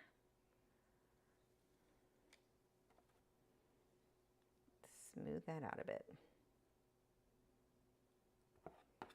Why are you so chunky?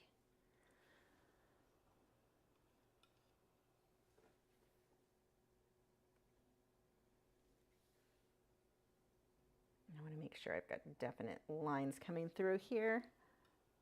I'm using that, a lot of the green, gold green, whatever it was, because it's not drying as fast. So it's working a little bit longer without getting that all chunky.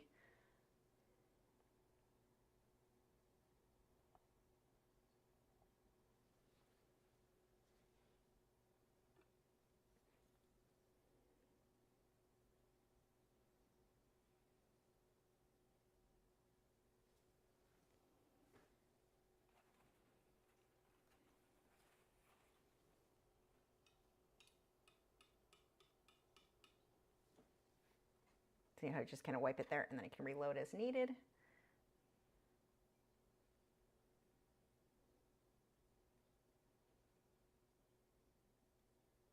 a few little orange guys in here. This is never going to dry, by the way.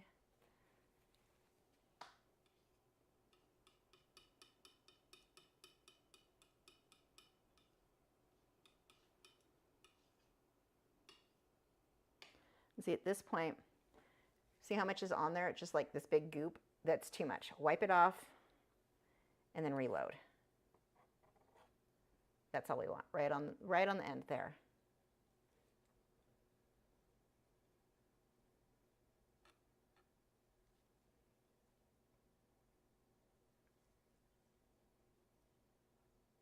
Now I have to be careful not to smudge into that blue that it's wet. See how some of the blue lifted up? I need to wipe that off. If I keep working on areas that I want orange, because that's so wet and that blue was on there, that was going to be a hot mess of not fortunate results.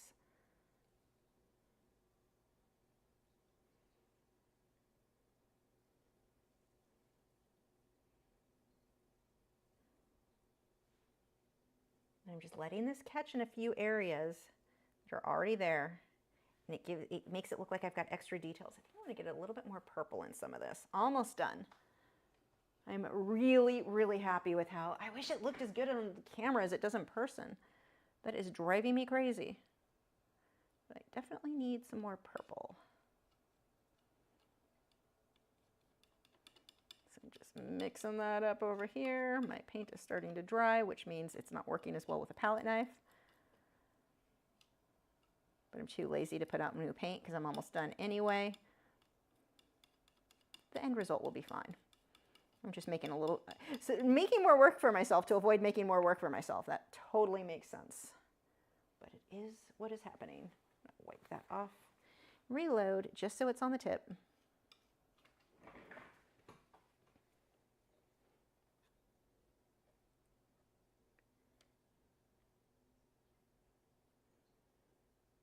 And you are going to do brush strokes and think, oh, I shouldn't have done that. I don't like that. Go over it. You didn't ruin anything. People are so worried about messing something up that they don't really end up ever finishing the work.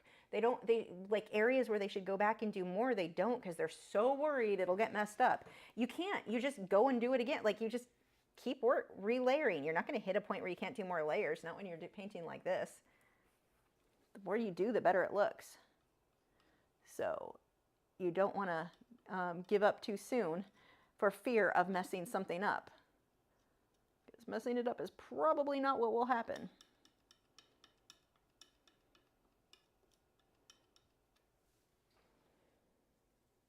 What did I mix this for? I was going to put that somewhere and I have no idea. Oh, here.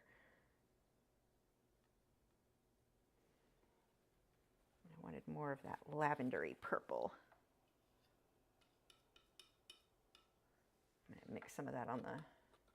I ran out of room on my palette, so I'm just mixing some on the board.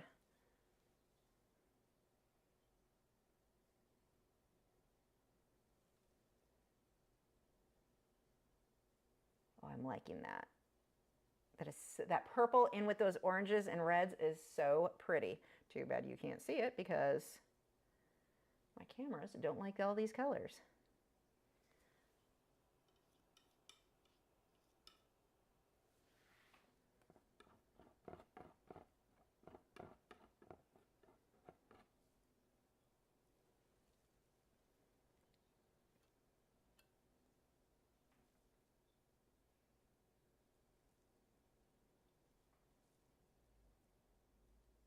Oops, I got a little bit of blue on there. I need to wipe that and fix that. I have a blue smudge where I do not want it. Purple is good over the orange.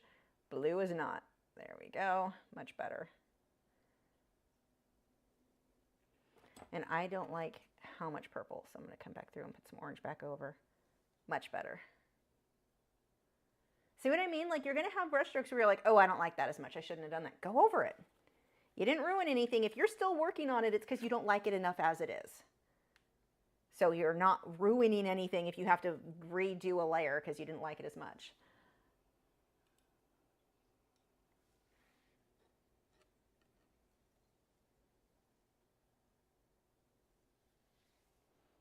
I really like this cadmium red deep hue. I'm going to put this in a few places. Oops, that is too big of a chunk. That is not going to end well for anyone involved. Let's wipe some of that off. Got that where it's supposed to be blue, so if it wipes off, now I'll have to put blue over it.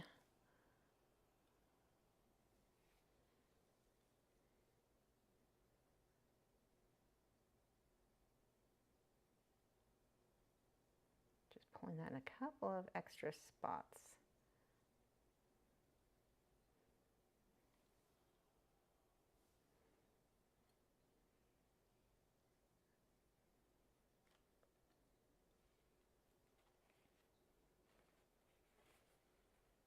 Okay, let's fix that blue spot I got red where I don't want it. I'm just gonna go right over that. Done. The joys of chunky paint.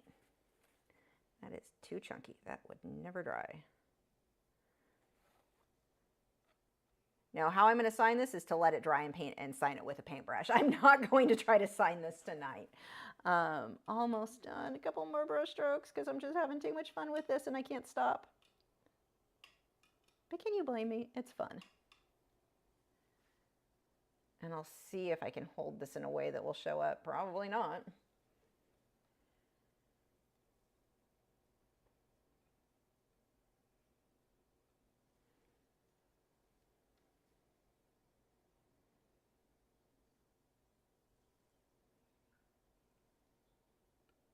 And I get a few more with the stems, some highlights in there so they stand out a bit more.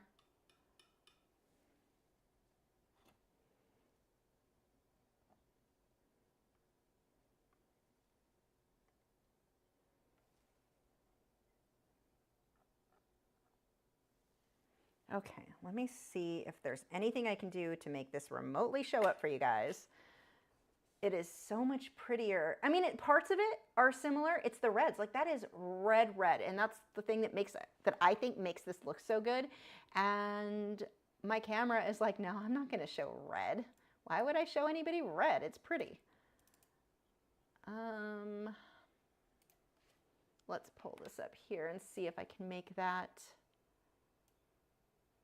too saturated, but closer. That's actually kind, and you're not seeing the purples. That's the other thing. Like the purples, there's purple in here that is just not showing up at all. There's purple all in here, and it's looking really flat.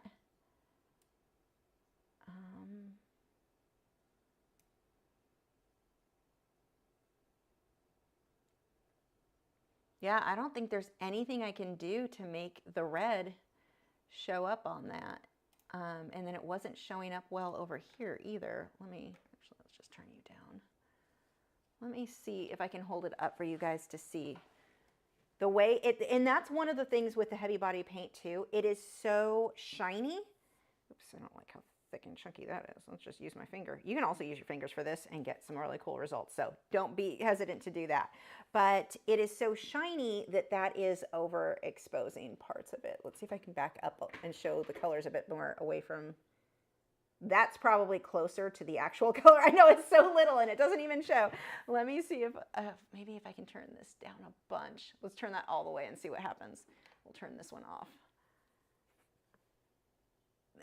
Closer. It's almost too dark now, but we are getting closer. I'm determined for you to see what this came out like after all that work. But I have to be careful because it is chunky and wet. The reds are still not showing up as good as they are. Like this one here, that one is stop sign red, and it doesn't look like it. And it looks so pretty against the blue, and it is just not, that's kind of close. So yeah, the purples aren't showing and the reds aren't showing, and I'm not sure why. But there we go. That is the finished painting. Fix that, sticking up weird. I'm just kind of wiping off anything that's sticking up in a weird point that isn't how I want it. There we go. And you've got a few more minutes if you want to own the Impressionistic style flowers. Or you can paint them on your own, honestly. They're not, it's not that they're hard. It's that as you're going, it is totally normal. I don't like this right here. I have one thing I want to change. It's as you're going, it's normal to not like it and give up too soon. I think that's what I often see people do. Keep going, keep layering. I just have a little area in between flowers that isn't a big enough deal to show you. I just wanted to touch up. Keep layering until you do like it. I like it now. I did not like it halfway through, but I never like it halfway through when I'm doing this style. You just have to keep layering until you like it. You can also do this just with a paintbrush. It doesn't use as much paint with a paintbrush, which is nice, but the downside is it doesn't use as much paint. So like my red is not going to be as, whoa, that's red. Like it tends to be a little bit more muted because you're not putting it on as thick. So it would depend on the brush you're using, but there we go. And then we've got a few minutes left over for questions. Did I get any?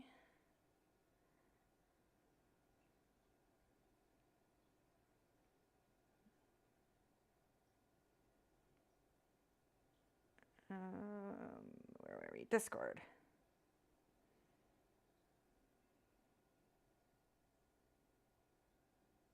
That's not the one I needed. Okay. So we have from ArtZK1 said, have you used the oil paints that can be used with water? If so, do you like them? I haven't. I didn't like them because the only way that I like them is if I mix them with a water mix of like a normal mixing medium. But it I didn't like the texture. I didn't like, maybe it was the ones I was using. I want to say I was using Winsor & Newton. Was it Winsor & Newton? I don't know. I just wasn't a huge fan. And I'm not personally, I don't have any issues using regular oil paints. It doesn't give me any issue, I don't get headaches or anything, and I get headaches for everything, but I don't from that. Also, really quick, we have from Pressy and Wayne a $5 super chat. Do you guys want a super chat? Come here. You want your super chat? Thank you so much. The boys definitely thank you. Oh, you're going to headbutt my elbow? Thank you for that. Back up so they can see your cute faces because your faces are not showing. There you go. Thank you so much. Oh, that's so good. Oh my gosh. Okay, go lay down. Lay down. Lay down. Lay down. Lay down. Lay down. I know, brother just took your bed. Gibson, down. All the way would be good. And they're thinking about it. The race is on. Maybe it's gonna happen. You are the slowest race dog ever. Gibson, lay down. Today. Oh my gosh.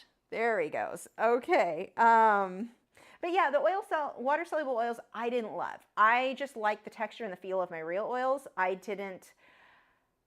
just don't see the point of the water. So, I mean, I don't know. I didn't like them. Plenty of people, though, that said, there are plenty of people who use them, love them, create beautiful work. I'm just not planning to be one of them. Flammy to the Moon said, would you talk about cleaning your brushes after oil painting? Did I ask you about this before? I'm not sure if you did. Cleaning them after oil painting. So I do, just like with the acrylic paints, I wipe it off on my paper towel. Only in that case, it's Viva paper towel. Wipe as much of that paint off as possible. I then clean them in my Mona Lisa odorless paint thinner in a container. I don't have one over here, but I clean it in that, and then I let that set, usually overnight, so it kind of evaporates some, and then wash it really well. You can do it at the same time, but it doesn't lather as well. I find if I can wait till the next day, it'll lather better. I use warm water and the Masters, I get a big tub of it, but they come in smaller things. It's a brush conditioner and cleaner. If you skip that, if you only use the odorless mineral spirits to clean your brushes, they're never going to be clean enough, and they will be damaged very quick. They get very, very hard. The Masters, that brush cleaner makes all the difference in the world in getting it to be really it will make your brushes last so much longer. And you'll see so much color keeps coming out. So I do that. I clean them until they're completely no more color is coming out. Baby Panda said, what do you use as a backer behind your canvas to protect your easel? Cardboard, masonite? It's just a piece of cardboard. This one's actually the back, I think, of a pad of paper. I was finished with the paper, so I've got to reuse everything. It's the hoarder in me, so yeah. Mama Bear Artist said, how's your new chair? I freaking hate it. It's pretty. I had to get, for those of you who are members on Patreon, which if you're not, you should be, for as little as $6 a month, you get access to all of my longer tutorials, 400 art lessons, a minute, and then a new one at almost every week. So in multiple mediums, they're all 1 to 2, 3, 4 hours. They're long, tons and tons of lessons for you to choose from for as little as $6 a month. But you also get access to our members only Discord. And so this is where this story comes from. My chair. My office chair, it was squeaking too much, so I put WD-40 on it, and I think it got in the ball, there's a ball joint where the bottom sticks in, and I think it made it too slippery, and so the chair just flopped over. It didn't stick where it was supposed to anymore, and I fell out. So, yeah, that was not fun. But anyway, no injuries were had. But it was kind of funny and annoying. But that chair I never loved. It has buttons on the seat. Why would you put buttons in a seat? Why would you buy a chair that has buttons on the part you sit on? Let me tell you, not comfy. So I always had to have a chair, plus it wasn't padded enough, so I always had to have a pillow on it. So I got the new one, and the new one solved a lot of those problems. It doesn't fall over, so that's an added bonus. The seat, and I'm not a large person, that seat, I feel like I'm always on the verge of falling forward or falling out of it. So it's I'm just not in love with that one either. I mean, I have to make it work. I'm not buying a new one. I can't be spending money on finding the perfect chair. But yeah, I'm not in love with it. It's pretty, it's fine. I still have to, it's not padded enough for my back got really mad. So I have to sit still on a memory foam chair or a memory foam pillow on it. But the pillow's constantly falling off because the seat is not quite big enough, which is, it's just kind of weird to me that they made it that, like, it's not, I don't like it, is the end of that story. Fly Me to the Moon said, why so nitpicking about no white canvas? Okay, so we covered that because it will look like crap. Rob said, what inspired you to try this style? I actually like this style. I think it's a lot of fun to do anything Impressionism. And you can do Impressionism that is not chunky. I just wanted something chunky this time. It just sounded like something fun, and I wanted bright colors, and yeah, that is what inspired me. Something different and colorful, and it's fun. Dolphin Soul said, how do you decide which direction to do with the palette? How do you decide which direction? Okay, so the palette knife, when I'm doing that, if I want a smoother edge, let's come back out here. Oh, no, that's not it. If I want a smoother edge, I come from the outside and go in, because where you lift it is typically going to be the rougher edge. The outside, where you start the brush stroke, is typically going to be more smooth. So I will do the outer edge where I want smooth, and then let it be kind of rough towards the center. Gibson step. No one wants to listen to you lick your man bits. You guys needed to know that's what was happening. Let's see. Joanne said, can you mix light dimensional ground to thicken the paint if you don't have heavy body? There are a lot of different things that you can mix in. They make so many mixing mediums. I don't typically use them, but yes, there are. Now that specific one, I don't know, but there are a lot of like a molding paste and all kinds of stuff that you can make your paint thicker with. Just, you need to make sure you're using really pigmented paints. Liquitex Basics aren't that pigmented, which is why I love them for my normal style. But for this, you kind of want it to be more pigmented. So I would go with the soft body over Liquitex Basics would be like one of my last choice. Heavy body is my first choice, soft body next, and then Liquitex Basics are my last choice of the Liquitex line, if that helps. Creative Doof said, do you relax and let go of your thoughts while you paint? Just asking because it's the talent that I haven't mastered just yet. Yes, I don't think about a lot. Like, I'm usually listening to audiobooks as I work. You will get to the point where you have painted so much that it just it just comes naturally. Like, you're not even thinking about what you're doing. Kind of like cleaning the house. You clean it so many times, you're not really focused on how to clean the counters. You just know how to clean the counters. And painting definitely ends up like that. So I'm typically listening to audiobooks while I work and getting lost in the book and not really paying much attention to what I'm doing on the canvas. I mean, I'm paying attention, obviously, but I'm not like overly focused. Nadine said, I have never painted with acrylics, but if the paint on the palette is already starting to dry, how long will it actually take for the canvas to dry? Those two aren't really related to each other. Well, sort of. In this case, the paint is going on super, super thick. And so while it's dry enough that I can't, like, it's dry enough on here, I'm not on the palette that I'm not reloading the brush well, like it's too dry there. But on the palette, it's not, neither are dry to the touch, if that makes sense. Like, you need it to be a little bit more flowy on the palette in order to work well on the canvas. But the canvas, it starts to tack up, but it's going to take, that's not going to be dry till at least tomorrow, maybe the next day. It's going to be a while, probably tomorrow. Depends on how humid it is in here, but and some of those chunks are on there thick. So yeah, that's, I'm seeing little things I want to touch up when I'll wait till the live stream's over because it's like minor little things. Oops. So yeah, those two don't, like, it doesn't really have a lot to do with each other. Why are you doing this? I mean, again, it kind of does, but it's not for the same reasons. I'm not explaining that well at all. Fly Me to the Moon said, put a dab of paint on the back of the tube lid or color ID. It's still, I mean, they have color here. There is color on it. Well, okay, it's not super accurate color, so there's that. But even if it's, I have them laying in a bucket sideways, so I'm still not going to see it if it's there. Like, it's just, it's all around inconvenient.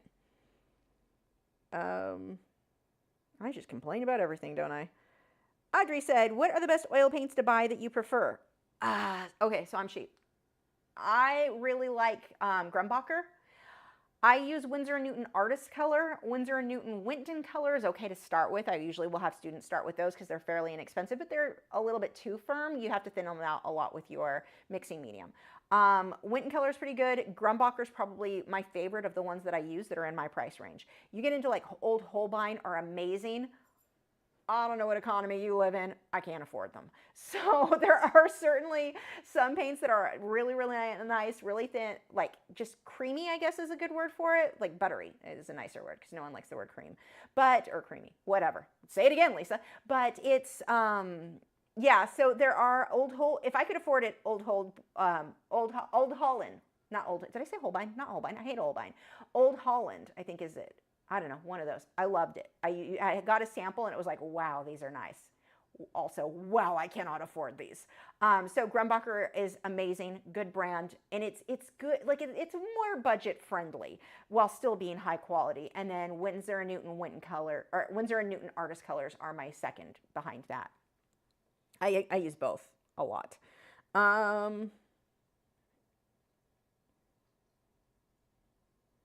Flying to the Moon said, you leave the brush in the OMS. Huh? No, I never leave the brush in the OMS. That will ruin your brushes, just like leaving it in water. You rinse it out, wipe it off, rinse it in the OMS, and then set it to flat to dry. Good question. I did not clarify that. Let's see. Nick said, the chat was expressing interest in a French fry update if you have time. Yeah, we got a minute. Let me pull up his most recent photo.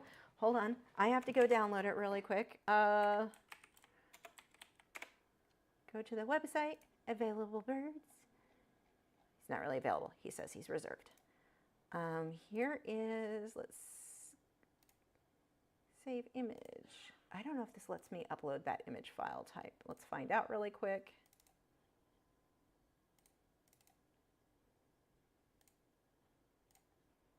Yeah, looks like it works.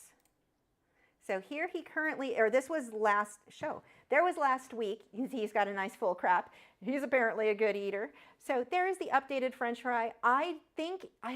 She told me when I asked her on, I went through the emails recently. She told me he would be ready in like, what did she say, 2 to 3 weeks or something like that? So 2 weeks would be Monday. So I don't know if she plans, like if he'd be ready to go this weekend or if I have to wait till next weekend. So pretty close. We are going to, I finished the vivarium, well, sort of finished. I need to plant the plants. The vivarium for my husband's getting a crested gecko. So that is getting, well, the finished one is getting ready. I've also got to set up a quarantine tank because I want to make sure everything, he's eating well, everything's good before he goes into the big tank.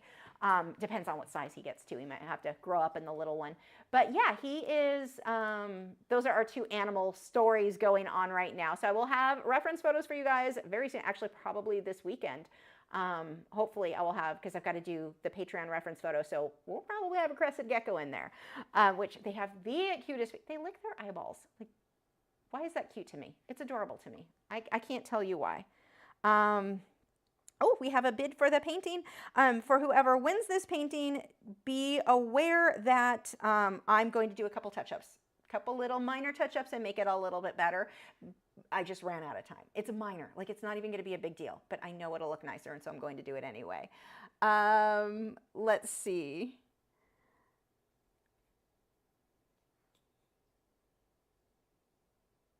Yay, and thank you for whoever bid. I'm going to make it beautiful, and I'm going to put a high gloss varnish over everything. It makes it look so pretty, but I need to just know this is going to take me longer than usual to get shipped out because I really want this dry so it doesn't get damaged in shipping. Yeah, there's definitely a couple of little things I'm going to do that I know will make it look even more amazing, but I have to wait for this to dry. So anyway, is there an answer to what? How many art supplies is enough? No, there's never enough. Let's see. I think that's about it. We've got the merch in the shop. If I didn't link it, but we've got the fun phone covers. Here's one of mine. It's the Artist. If you have a Samsung or a iPhone, this one has Artist, the definition, a magical creature that turns caffeine into masterpieces. I've got another one with an artist thing and a couple with paintings on it. I've got a few more in the works that I'm excited to make for you guys. Yeah, that is it. Thank you guys so much for joining. I know a lot of you are dealing with storms. Thank you for joining through that. I will see you next week. We're going to be doing pan pastel and colored pencil and a bald eagle, because it's the 3rd of July. It's the day before 4th of July. Fireworks just they're too fast to do. Like I can't take up an entire live stream with that. So we're going to do a realistic, but like nice and soft. It's gonna be beautiful. I'm excited. That is next Wednesday. And what else? Do I have anything else? The cat, the pan pastel and cat, tabby cat, that is available for members right now. If you are not already signed up to Patreon, head over to patreon.com/Lachri. For as little as $6 a month, you get all of my lessons, all of them. I don't hold any back for like $6. That is so many art lessons because I've been making them since 2014. So there are 400. It's not because like last week I made 400, so you're not getting crappy. Like they're everything from 2014. They've gotten better over the years based on what you guys have requested, like that you thought would be helpful. So make sure to check out the moderators channels. Links are in the video description. We have Nick Edgar, who occasionally, very rarely posts, but he does post good stuff. Like he had a recent one. By recent, I mean more recent than mine because I haven't done mine yet, of a digital painting of the hawk. So he followed one of my lessons, did that. Definitely check out the video. We've got Nick, Joseph Fincham and Clark Fine Art. They both have live streams every week. Definitely check that out. You can hang out in their chat with all the same people that are here. A lot of the same people are here. And put fireworks behind the eagle. They won't fit. I already designed like what it's going to be. They will not fit behind the eagle. That's a good idea though. Anyway, thank you guys. I will see you next week. And in the meantime, I will see you in Discord. Bye. I don't know where my buttons are. There are my buttons. Yeah.